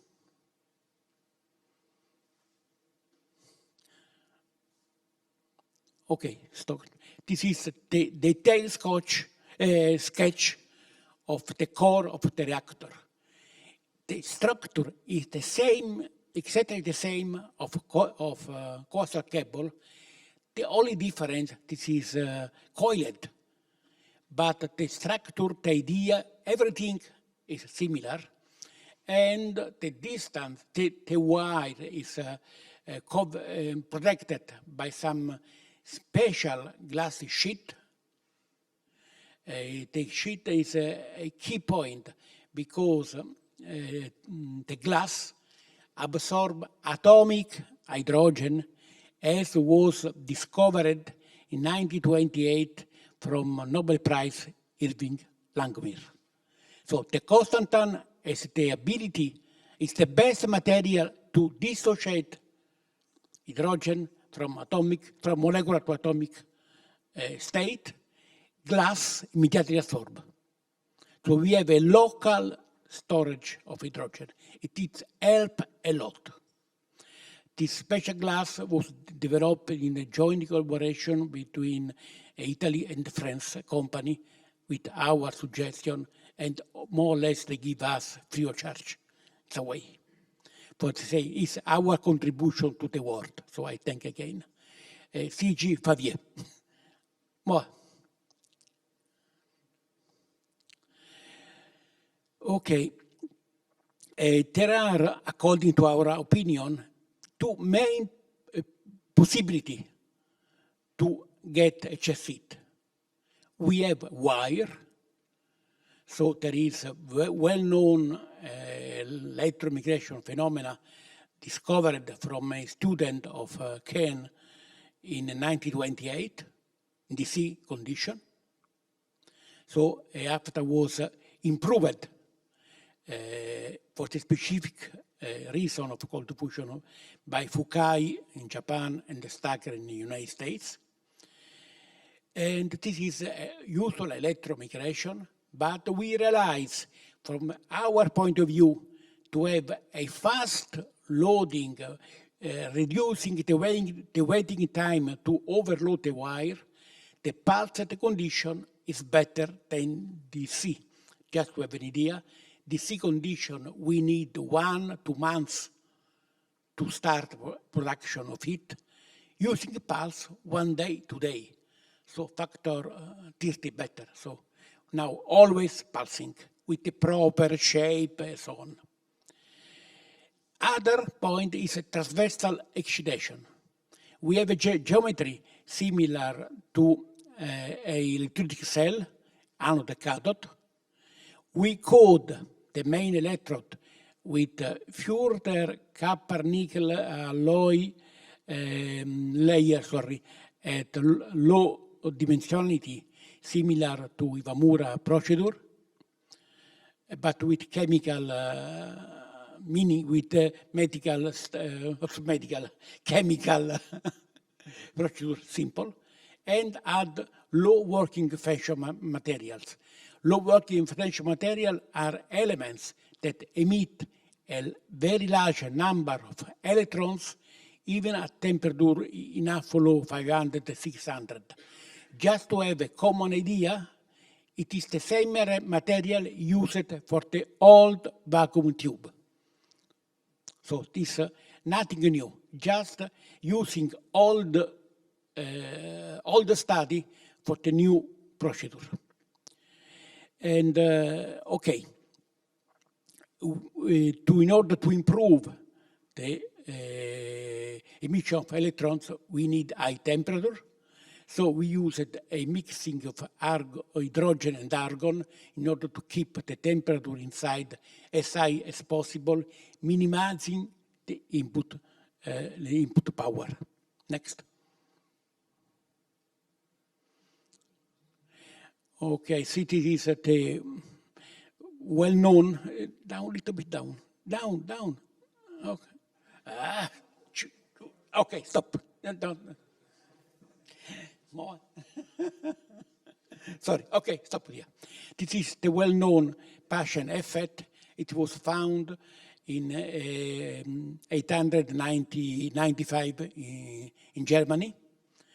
And this is a plot of the voltage vertical needed to get the charge. And in horizontal, the product between pressure in millibar and the distance among the electrode. Our distance is only 2 millimeters. So you making some little calculation, observation, it means are enough less than 1000 volts to get the charge. So we don't go at very high voltage because safety reason, and there can be discussion about possible hot fusion regime at 10 kilos or so on. So our is low voltage system is better to Paschen, but this wonderful curve was done in DC condition and at room temperature and with flat parallel plate. We are in pulsed condition. We have at least three frequency, 50 Hz, 1 kHz, 1 MHz. The electrode is rounded wires, and our temperature is large, not room temperature, but up to 900. So this curve, even very useful, use it only just as a guideline what to do. Next. I am afraid you will have to synthesize your research, because we are already 20 minutes late. Sure. Okay, Thank you. Go. So I can decide immediately. Please go. Okay, we used high power pulse with a very, very strange shape. Next one, so we synthesize, if you like. Stop. This is the shape of the pulse, extremely fast, rest time less than 1 microsecond, and falling time about 3-4 milliseconds. This is done using just the 50 Hz line available in Italy, so nothing special. Next. Okay, this is the most important. We apply the voltage coming from the main pulse with the special circuitry we give to the counter electrode, and we got Paschen or DBD discharge. This is some good events with several Paschen discharge. When this regime happen, the just heat increase over the pulsing condition. Most. Next, sorry. Okay, this is an overview our result. In green color, calibration by helium in the DC. Red color with hydrogen argon this way, in DC condition. And the numbers over are what happens when we apply pulse, so the lower side, and when we apply pulse and Pascal regime. With the Pascal regime, in our condition, there is absorption of energy to produce the extra pulse, 4 watt. So the data are extremely conservative. And we impose that in this C condition, there is no excess heat. So very conservative data. Stop. So using this progress before, so our best result was 18 watt with 80 watt of input, means COP of 27%. Before, we have a gain of 30%.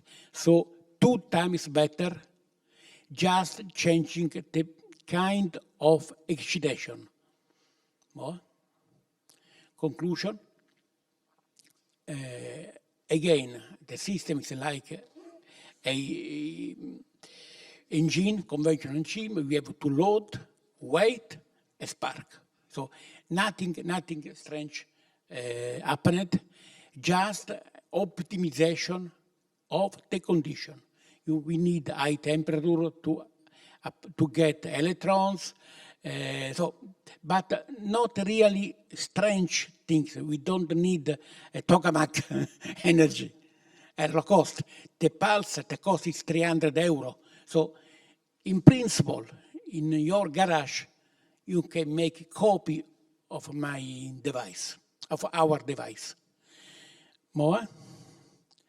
Okay, the main point, there is localized extremely high temperature, we call hotspot. They are the origin of heat.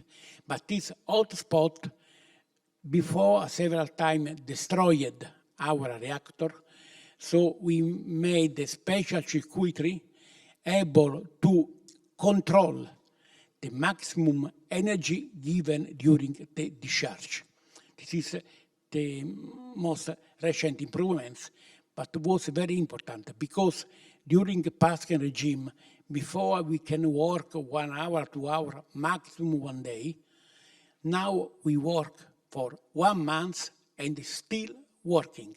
So just using proper electronics, extremely fast, but commercial, we increase the lifetime of the reactor for 1 day to 1 month. Maybe more? Okay, always we're thinking about commercial application. And okay, key point is continue increasing the temperature. The methane in Siberia, permafrost, will go out, and the methane danger for greenhouse effect is 20 times higher than carbon dioxide.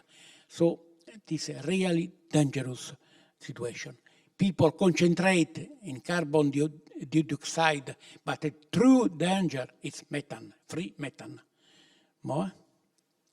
Acknowledgement, okay, clean HME give the most of the money.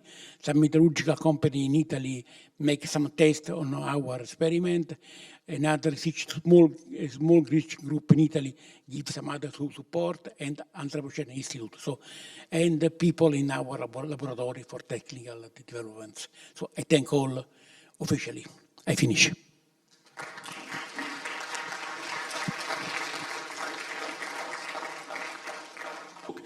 The next talk is by Florian Metzler, you know, from MIT.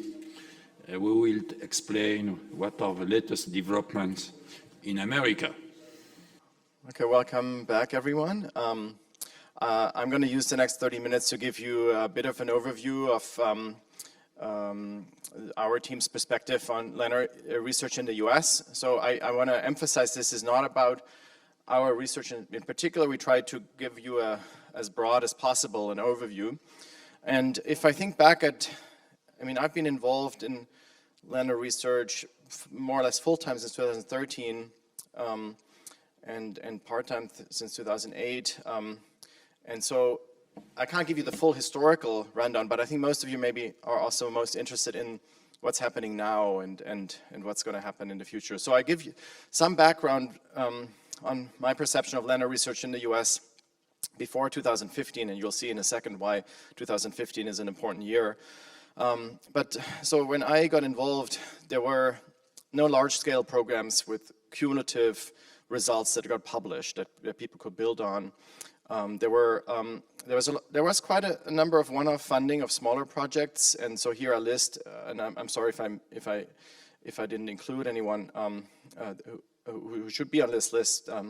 But here's a few examples of people of sites where there was some continuity of research. But again, this would be on and off funding. Sometimes funding would run out. Sometimes results would not be published.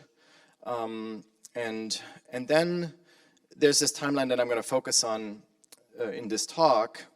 And it started actually in 2014 when Anthropocene Institute started to get involved in LANR research. And I want to emphasize how Anthropocene and Google had a big impact on bringing about the ARPA-E program on LANR, which is not the only LANR research in the US now, but it's basically the focal point of LANR research in the US today. And so Anthropocene got started to be involved in LANR research in 2014, and the Google program got started in 2015 and ran for 5 years. And then ARPA-E started to look into LANR in 2019, and so then there was an ARPA-E LANR workshop leading to a program announcement and then leading to the start of the program last year.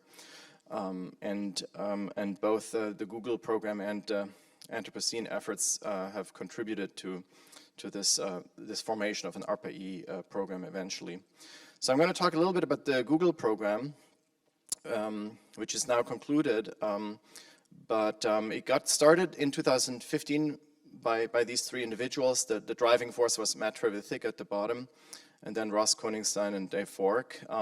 And the basic sentiment was that there's a disconnect between the promise of LANR research and the kind of attention it has received, and the polarization between some people taking it not seriously, some people taking it very seriously, and so the goal was to resolve this unsettled status of cold fusion, and by doing that, to bring in new people into the field, to publish everything their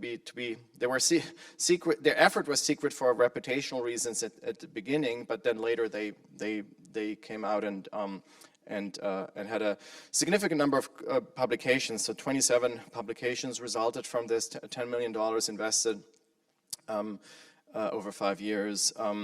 And here's an overview of some of the key people involved. And a lot of I should say that a lot of these publications they're focused not directly on replications, but they were focused more on characterization of materials, exploring the parameter space, diagnostics, calorimetry designs and qualifications and so forth. There were some replication efforts, like this kind of Rossi-inspired replication where they had these 420 runs all yielding null results, although there's criticism of this effort. But so there were some replication attempts. I think the maybe most visible result of the Google Cold Fusion program was this perspective article in Nature, revisiting the cold case of cold fusion, and it's been criticized by a lot of people in the LANR community. But I have the excerpt here that people should keep in mind that had a big impact. The call to revisit the conclusion that revisiting cold fusion is a risk worth taking, and that they hope to inspire others, and the search for a reference experiment for cold fusion remains a worthy pursuit. And indeed, several new groups and newcomers have referenced and have been inspired by this kind of work. So it's maybe an example for how sometimes it's tricky to predict what the impact of something will be, and even if a lot of this article is very cautious, it did seem to have quite a positive impact for the field overall, I would say.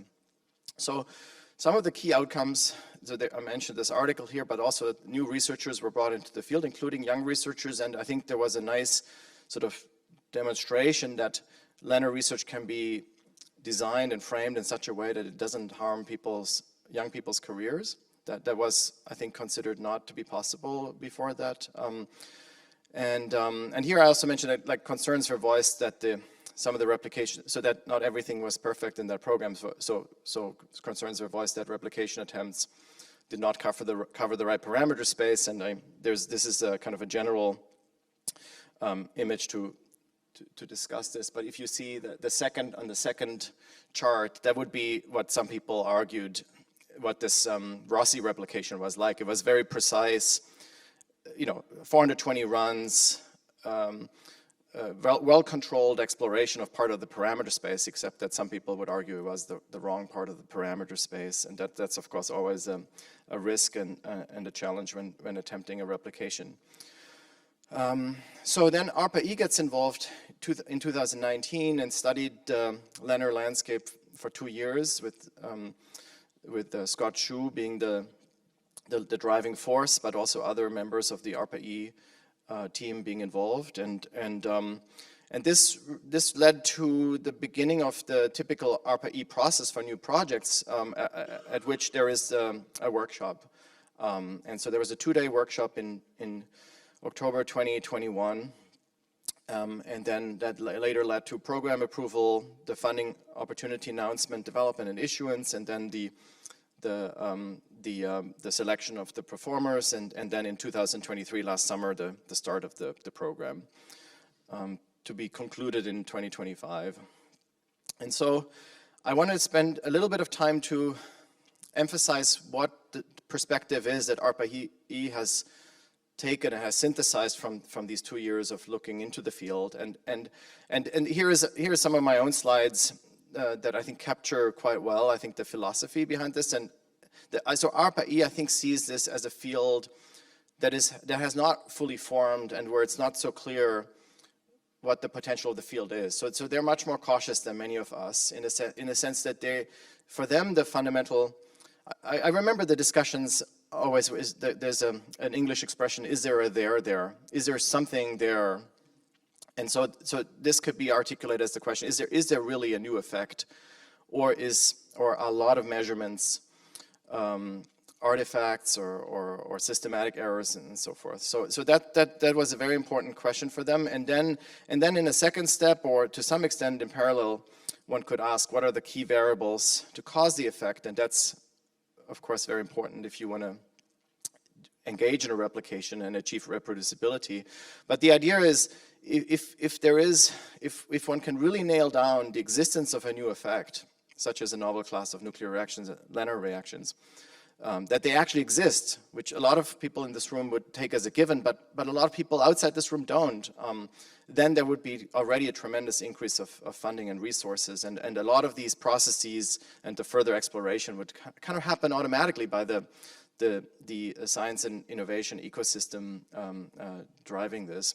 And then in a following step, one could ask, what are the underlying mechanisms to really control these phenomena and turn them into technology? So these questions are related to 2 words that often showed up in the ARPA-E discussions and then also in their documents. The question of irrefutability, so excluding all alternative explanations and using diagnostics that are well established and trusted and credible, and also the question of reproducibility. Some time ago, I created this little chart to illustrate how there's a wide variety of different LENR configurations and also of different LENR observables. But in the end, it all comes down to similar kind of nanostructures, metal hydride nanostructures that have some sort of dynamics going on. But then also ARPA-E made a pretty conscious choice that they preferred to focus on energetic particles and not on heat, because, and I'm going to talk about this a little bit more later, because heat is not a very proximate type of product.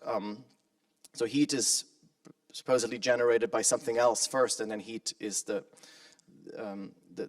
secondary product of that, and then heat is susceptible, measuring heat is susceptible to certain types of systematic errors, and you have to do an energy balance and all that. So, and I know there's this discussion of whether, of course, I think there's consensus that not all LENR experiments, even if something interesting is happening, emit energetic particles, but some of them do. I think most people would also agree with that. And so then the choice was basically, let's focus on those that do, and nail that down, use that to establish the reality of a new effect if it exists, and then we can study excess heat after that. So what qualifies as irrefutable evidence? So excess heat would work, and there is an excess heat component in the ARPA-E program. They just had a limit on how much funding could be applied to excess heat related research. But then it does require comprehensive characterization of the calorimeter, which often hasn't been done or hasn't been shared, and then also a full mass and energy counting of the system. And it's just a bigger step to take for skeptical observers. So the focusing on nuclear products, especially prompt nuclear products, may just be the easier route to help the field move along. And so, I should mention that what was not a major criterion in this initial phase is the direct suitability for technology development. That ultimately is on everybody's mind, but the idea was that can happen farther down the line. It will happen almost automatically if the existence of anomalous effects or novel effects is irrefutably demonstrated. And it doesn't have to be the most impressive results. It doesn't have to be huge fluxes. It's all about just having, it doesn't have to be, 50% of all samples. If 5% of all samples of all runs show something, that's plenty good enough, as long as the results are irrefutable in terms of the diagnostics used, the way they're understood, the way they're documented, and so forth. So some of these things are captured here in this slide from the LENR workshop, where these are some of the key findings of the ARPA-E team after these 2 years of studying the field. And I think that's very interesting for us to take that seriously, what they found, and to reflect on this. So their findings was that there was a lack of the kind of experiments that are needed to establish widely the reality of these effects. And there's disagreement among the researchers what sufficient quality of experimental documentation, for instance, comprises. There's problems around secrecy and isolation of the field, and not enough connection to adjacent fields or well-established practices. And also some issues around the way research questions are posed that are not maybe enough connected to other relevant questions. So then the goal of the program was the recommendations was to design the program in such a way that these criticisms or these concerns could be overcome. And so that led to these pillars of the program, where the main goal being at least one on-demand, repeatable, irrefutable LENR experiment that can be published in a top-tier journal because of the quality of the research, would allow it to get published in such a journal, and then have multiple teams to pursue this goal. And so the idea is that if we have that finally, a so-called reference experiment, a kind of lab rat whose production of an anomalous effect is widely accepted, then the scientific and innovation enterprise would basically take care of the rest, almost, not entirely, but there would be almost automatically a follow-on program with a larger amount of funding, and then a handover towards the private sector and a much wider range of researchers. Okay, so that was kind of the initial conception. Then there were two announcements. There was the teaming announcement and then the actual funding opportunity announcement, the program announcement. And so here I'm just showing how some of these discussions and findings found their way into this documentation. So again, a key goal is to get convincing empirical evidence of nuclear reactions in LENR systems. And the fact that they mentioned this as a key goal reflects that their view is that there hasn't been convincing empirical evidence of nuclear reactions. And maybe some of you will point at some papers and say, like, this paper might do it, but basically their argument is that none of these papers are comprehensively enough documented with the diagnostics, with all alternative explanations addressed, with the diagnostics sufficiently characterized and positioned and placed in the right types of journals to get this visibility that's needed here. And then the secondary goals, like bringing in new participants, new perspectives, new capabilities, better, like state-of-the-art capabilities in some regards.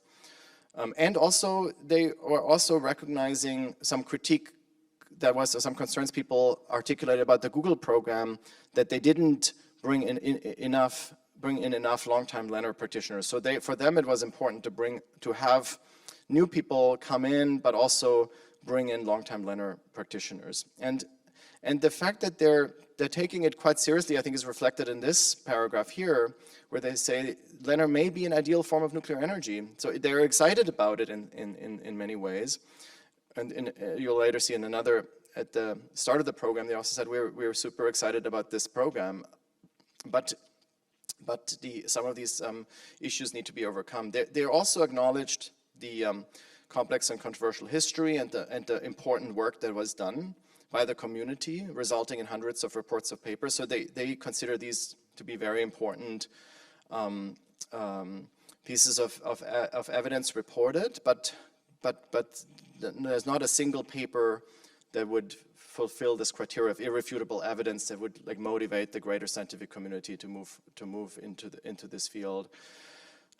So yeah, here the repeatability and the irrefutability and the scientific rigor were all like issues that they pointed out here, and so these were then the requirements for participating in this program, to build on existing Leonard research, to reference previous work and try to sort of upgrade it, bring it into the 2020s, so to speak, with more comprehensive protocols, more state-of-the-art diagnostics, and then spending a lot of time on the publications to get them polished and get them into strong journals, and work with Leonard practitioners and with all of you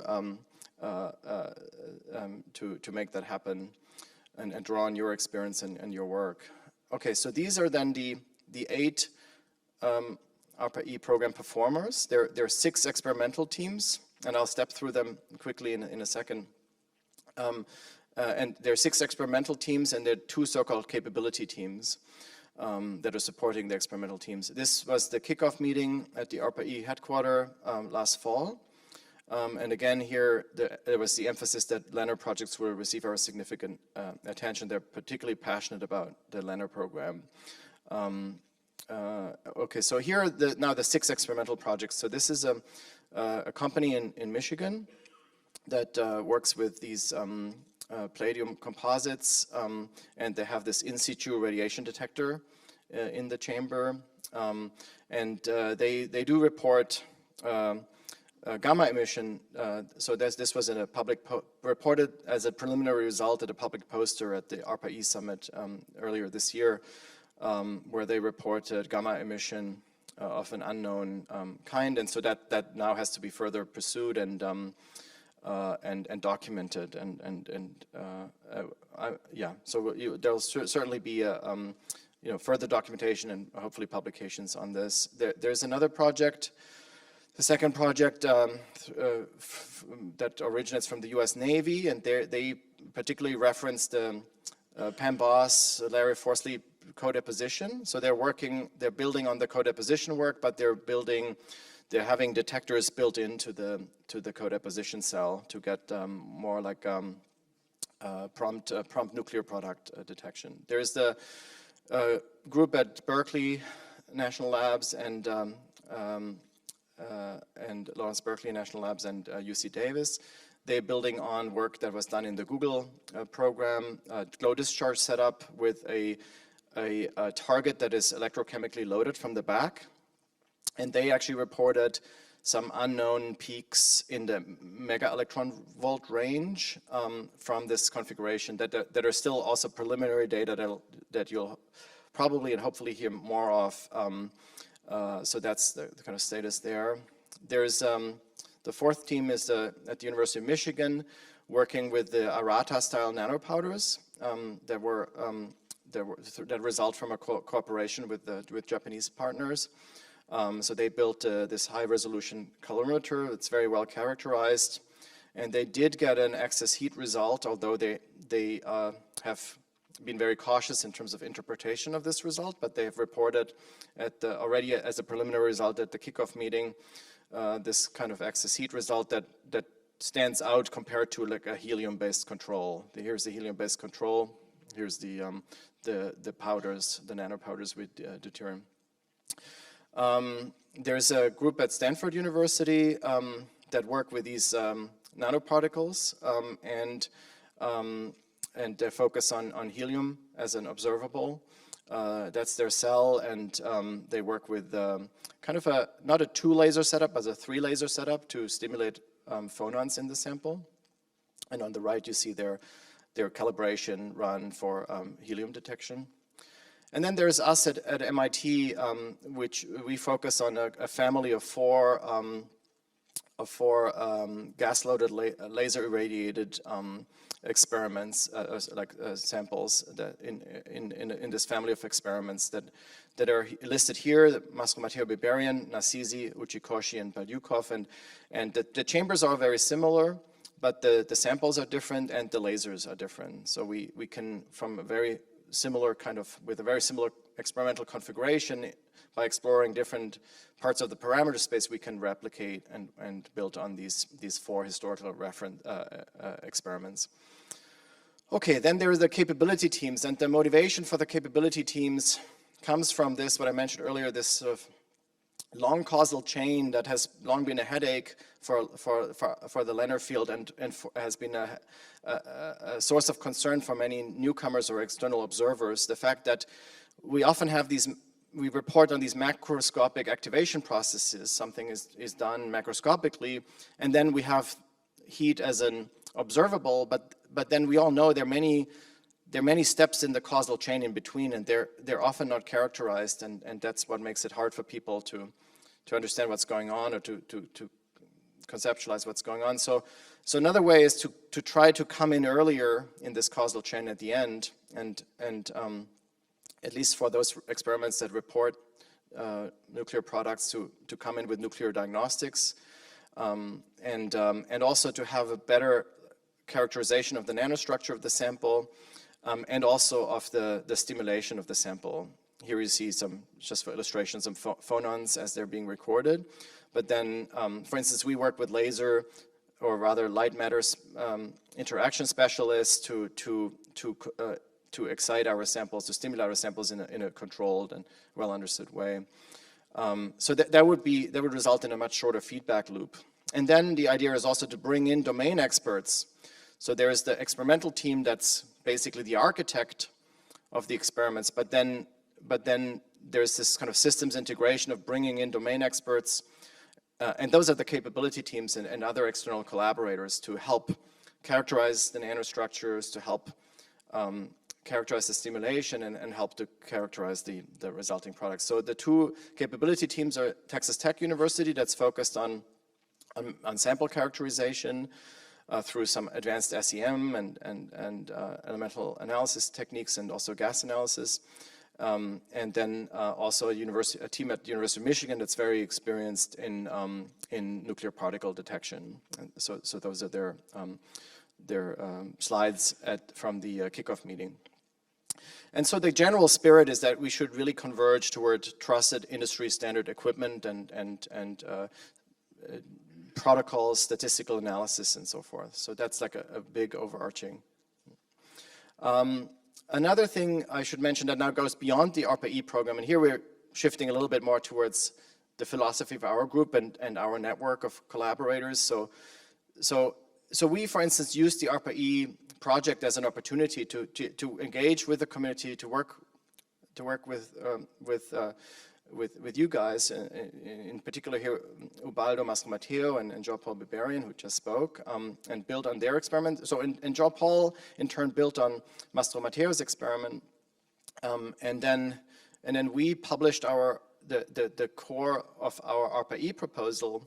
And then we were very happy to see that the intention of this was to help other people get on board and contribute to this effort. And we were very happy to see that Hangzhang in China did actually take up that challenge and engaged in a replication effort. And we're in contact with him too. And he presented at this workshop, as many of you may have seen earlier this week.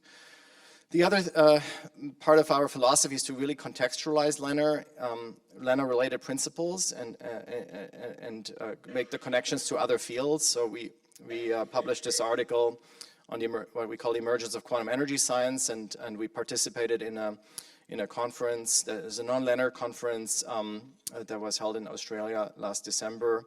The first international conference on quantum energy, and we were very well received there. Here's an example for how this article was cited started to be cited by this community now here in the Physical Review A article. And so we think this kind of connection, both in terms of experimental work, but also in terms of theoretical work, is important. So the ARPA-E program is dedicatedly an experimental program. So again, the philosophy is to establish the existence of these effects, and then in later iterations of a program, and to allow other scientists to come in and do more of the theoretical modeling work. We are doing this in parallel at MIT. So we have this article come out this fall in the New Journal of Physics that's essentially a review article covering some of Peter's work, but also covering some of the work of the Chesky group, basically identifying what existing mechanisms within known physics are known. And again, I made this comment earlier at the conference about Occam's razor. It may very well be the case that there is some new particle in the standard model and whatnot, but we're not covering this. We're saying how far can we go within the existing, what mechanisms can we find within existing physics, and if that allows us to explain things, then that's good enough, and if not, then one has to go further, of course. So I'm going to step through this quickly because my colleagues, Jonah and Matt, have already discussed some of this. So there's this modeling work that aims to relate the independent variables, experimental variables, to fusion rate expressions that then correspond to experimental observations. And basically that means that one can use, this kind of modeling work means that one can use data from existing databases such as the NuDAT database on nuclear excited states as inputs, and ultimately the goal is to really relate these experimental parameters that fall into the buckets of lattice structure, lattice composition, lattice stimulation to the experimental outputs such as reaction products and reaction rates. And so we work with different sort of software systems that are integrated and that we use to generate those results. And here are some examples of the Python notebooks that Matt presented on that you can check out on Project IDA, our GitHub website. Okay, so I'm coming to my conclusions here, or rather giving a bit of an outlook and context. So I've often used this image of drilling through a mountain, which typically happens from two sides, and then the goal is to meet in the middle. And so we view the ARPA-E experimental projects as coming in sort of top down and getting more and more control, more and more characterization, more and more understanding of the occurrence of the anomalous effects, and then the bottom-up work, the quantum energy models and similar kinds of models and simulations, and certainly Konrad's and his group's work falls into this bucket as well. And the goal is that there ultimately is a convergence. And I've often mentioned, I didn't have time to talk about this today, the history of the transistor. I mean, essentially that's what happened when the transistor became a reality. There was a convergence between the theoretical work and the experimental work in the 1940s. And because we're here in a political institution, I just want to draw attention to our recent publication in a Science Policy magazine. So Jonah and I wrote this article called An Ambidextrous Approach to Nuclear Energy Innovation. It just got published online 2 days ago. And it has this, what we call the spectrum of nuclear energy innovation that starts on the left with traditional fission and goes to advanced fission, traditional fusion, non-conventional fusion, and speculative fusion. And each of those has a different risk-reward profile, which is listed by the sort of qualitatively by the colors below and motivated by the little paragraphs below. So the more you go to the right of the spectrum, the less radioactive materials are involved, both inventory and waste, and release potential, and also the more physics and engineering uncertainty there is. And so, so the idea here is that that there hasn't been a convergence to any single nuclear energy innovation approach. That's why all of these buckets see activity and see funding, and that's probably good this way. So from an investor or from a science policy maker's perspective, you want to fund a portfolio of these approaches, and such a portfolio should very well also include LENR research. We think that's very justified alongside other research approaches. Okay, so that concludes my talk. Thank you for your attention. So thank you very much, Florian. I hope there are questions. Yes, Robert? Very brief. ARPA-E is a very, diversified program with the philosophy of doing as many different experiments as possible. How do we bring this kind of philosophy here in Europe? We need this kind of diversification of different energy sources, any nuclear sources. Do you have an idea? I don't know. I'm not sure what I mean. It would be good to have an ARPA-E-like program in Europe. Is there a way to bring it here? Yeah. I mean, there are different. There's a recognition. I mean, ARPA-E grew out of DARPA, right? And there's a recognition that these DARPA-like models work very well, and the U.S. has pioneered those and has been very good at implementing them very successfully. And then there's other parts of the world now that aim to imitate and establish similar kinds of institutions. There's ARIA in the UK, there is Sprint in Germany, there is also JEDI, which is a French-based European-wide effort. But each of them are slightly different, and the question is, it's too early to say which of these models will succeed in replicating these US innovation agencies. But I have to say, I think my sense is that it has a lot to do with who are the people. These are usually run by a small number of people, but one of the differences I observe across different such programs is how many domain experts are involved. So my experience with ARPA-E is there are a lot of domain experts involved, and they're both, my sense is that their personality style is that they're both, they tend to be both rigorous and open. And I think that's a very important but a very rare quality to find, because typically, when you pick a random scientist, they may be quite rigorous but not very open. Or if you pick somebody from our community, probably people are very open but maybe not so rigorous always. So it's hard to find people that can run and manage these kinds of programs.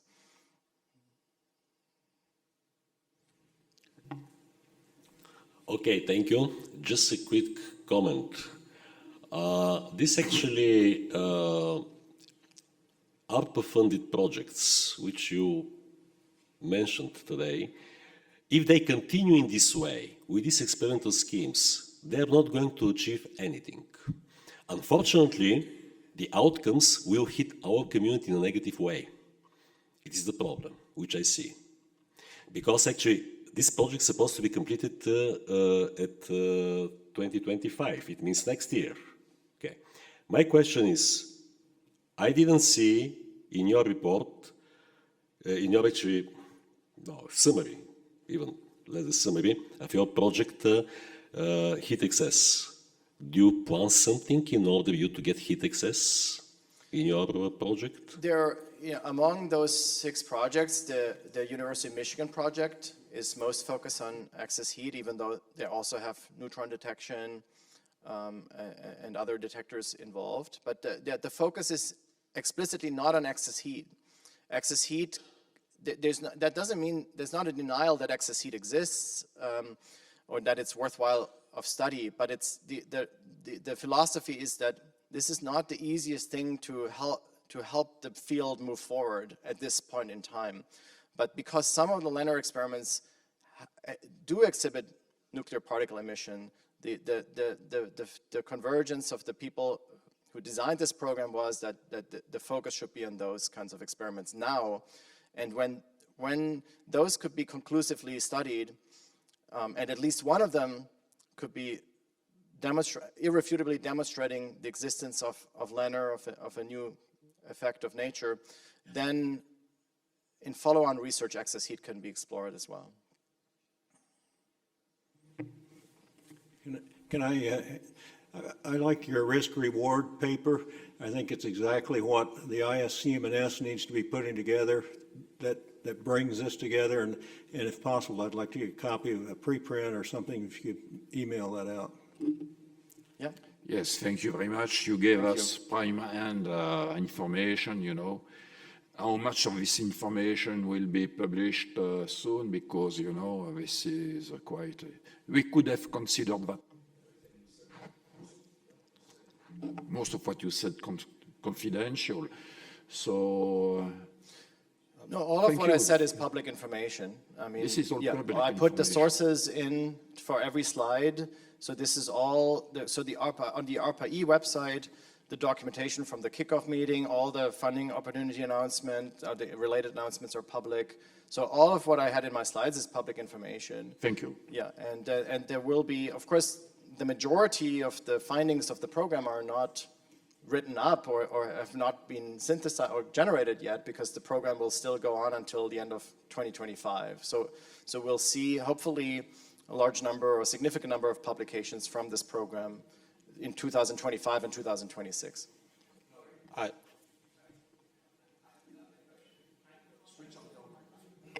have another question, Florian. Sure. Thank you for it's an incredibly comprehensive overview of what's a very large project. Wow, you've been a busy guy, haven't you? In your key criteria, you mentioned anomalous heat and particle emission. One of the things you didn't mention was the direct production of electricity, right? Right, yeah, that's which is known to exist, and I'm not just talking about the LEC work that Frank Gordon and Harper have been doing, along with others, but Dave Nagel, for example, wrote an overview of direct electricity production a while ago in Infinite Energy magazine. And listening to the presentations at the workshop previously and in previous years, I've often thought to myself, those people should be looking for direct production from that system. They just, you know, they just need to make different measurements. And I think Ed Storms, in one of his last experiments, did in fact measure the direct electrical production from a working LENR system. And is there any possibility this might be added to the program at some point? So I haven't seen explicit documentation on how, and you know, by the way, a lot of what I presented to you were not my own opinions or views, but I was trying to synthesize for you all what the ARPA-E people, how they viewed the field and what they wanted to emphasize and so forth. So I just want to emphasize that. But I didn't see any documentation or explicit, I don't recall actually explicit discussion of this.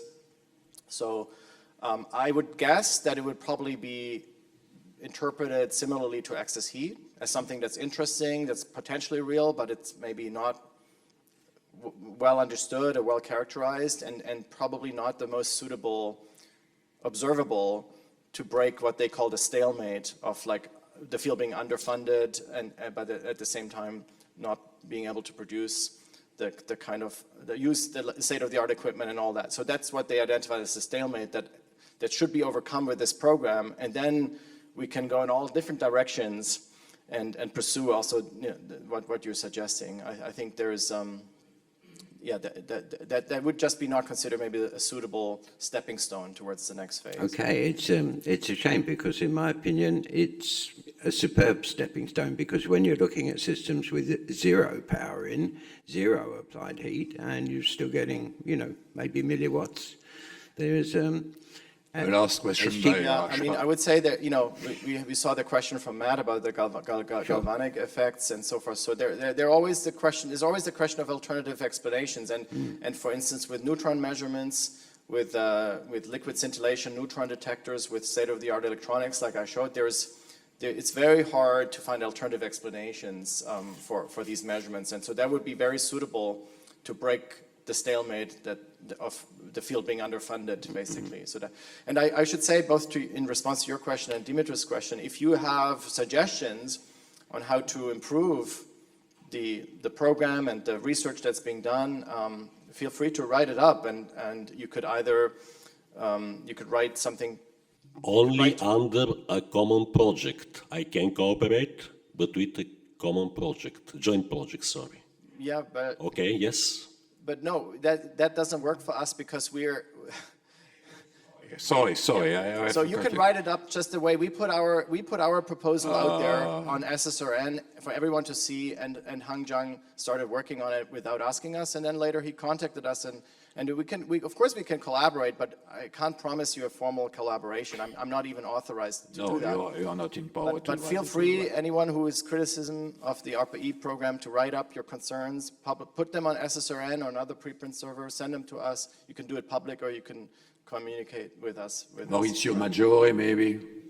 Yeah, just a quick one. The program mentioned, let's say, cooperation with old practitioners, and I saw there two cases where there was a sensor in the chamber. That was an idea I spoke with Piantelli about. He was very keen on it. Have you been, is this coming from discussion with that, or it was just an independent? I frankly don't know where all the ideas originated from, and I also don't know who each of the teams, who they talk to, you know. I mean, it's not that they're keeping it secret or so, but everyone's busy with their own work, and we meet from time to time, but not very often, and so it's... But in any case, having the sensor as close as possible is also a cure for the issues that Lynn mentioned. Yeah, of course, that a lot of people seem to think that, yeah. So my question is, the experiments you have presented focus on DD system, or also light hydrogen is want to be measured? I don't know exactly. I would say they're all DD. Out of the top of my head, mainly yeah, DD. Yeah. Okay. Yeah. This is different that we do in our projects. Yeah, as well, you know. I can't say 100%. I mean, but from what I recall from the documentation, I think it's all DD. Okay. So thank you very much, Florian. You know, it was really worth to have this information.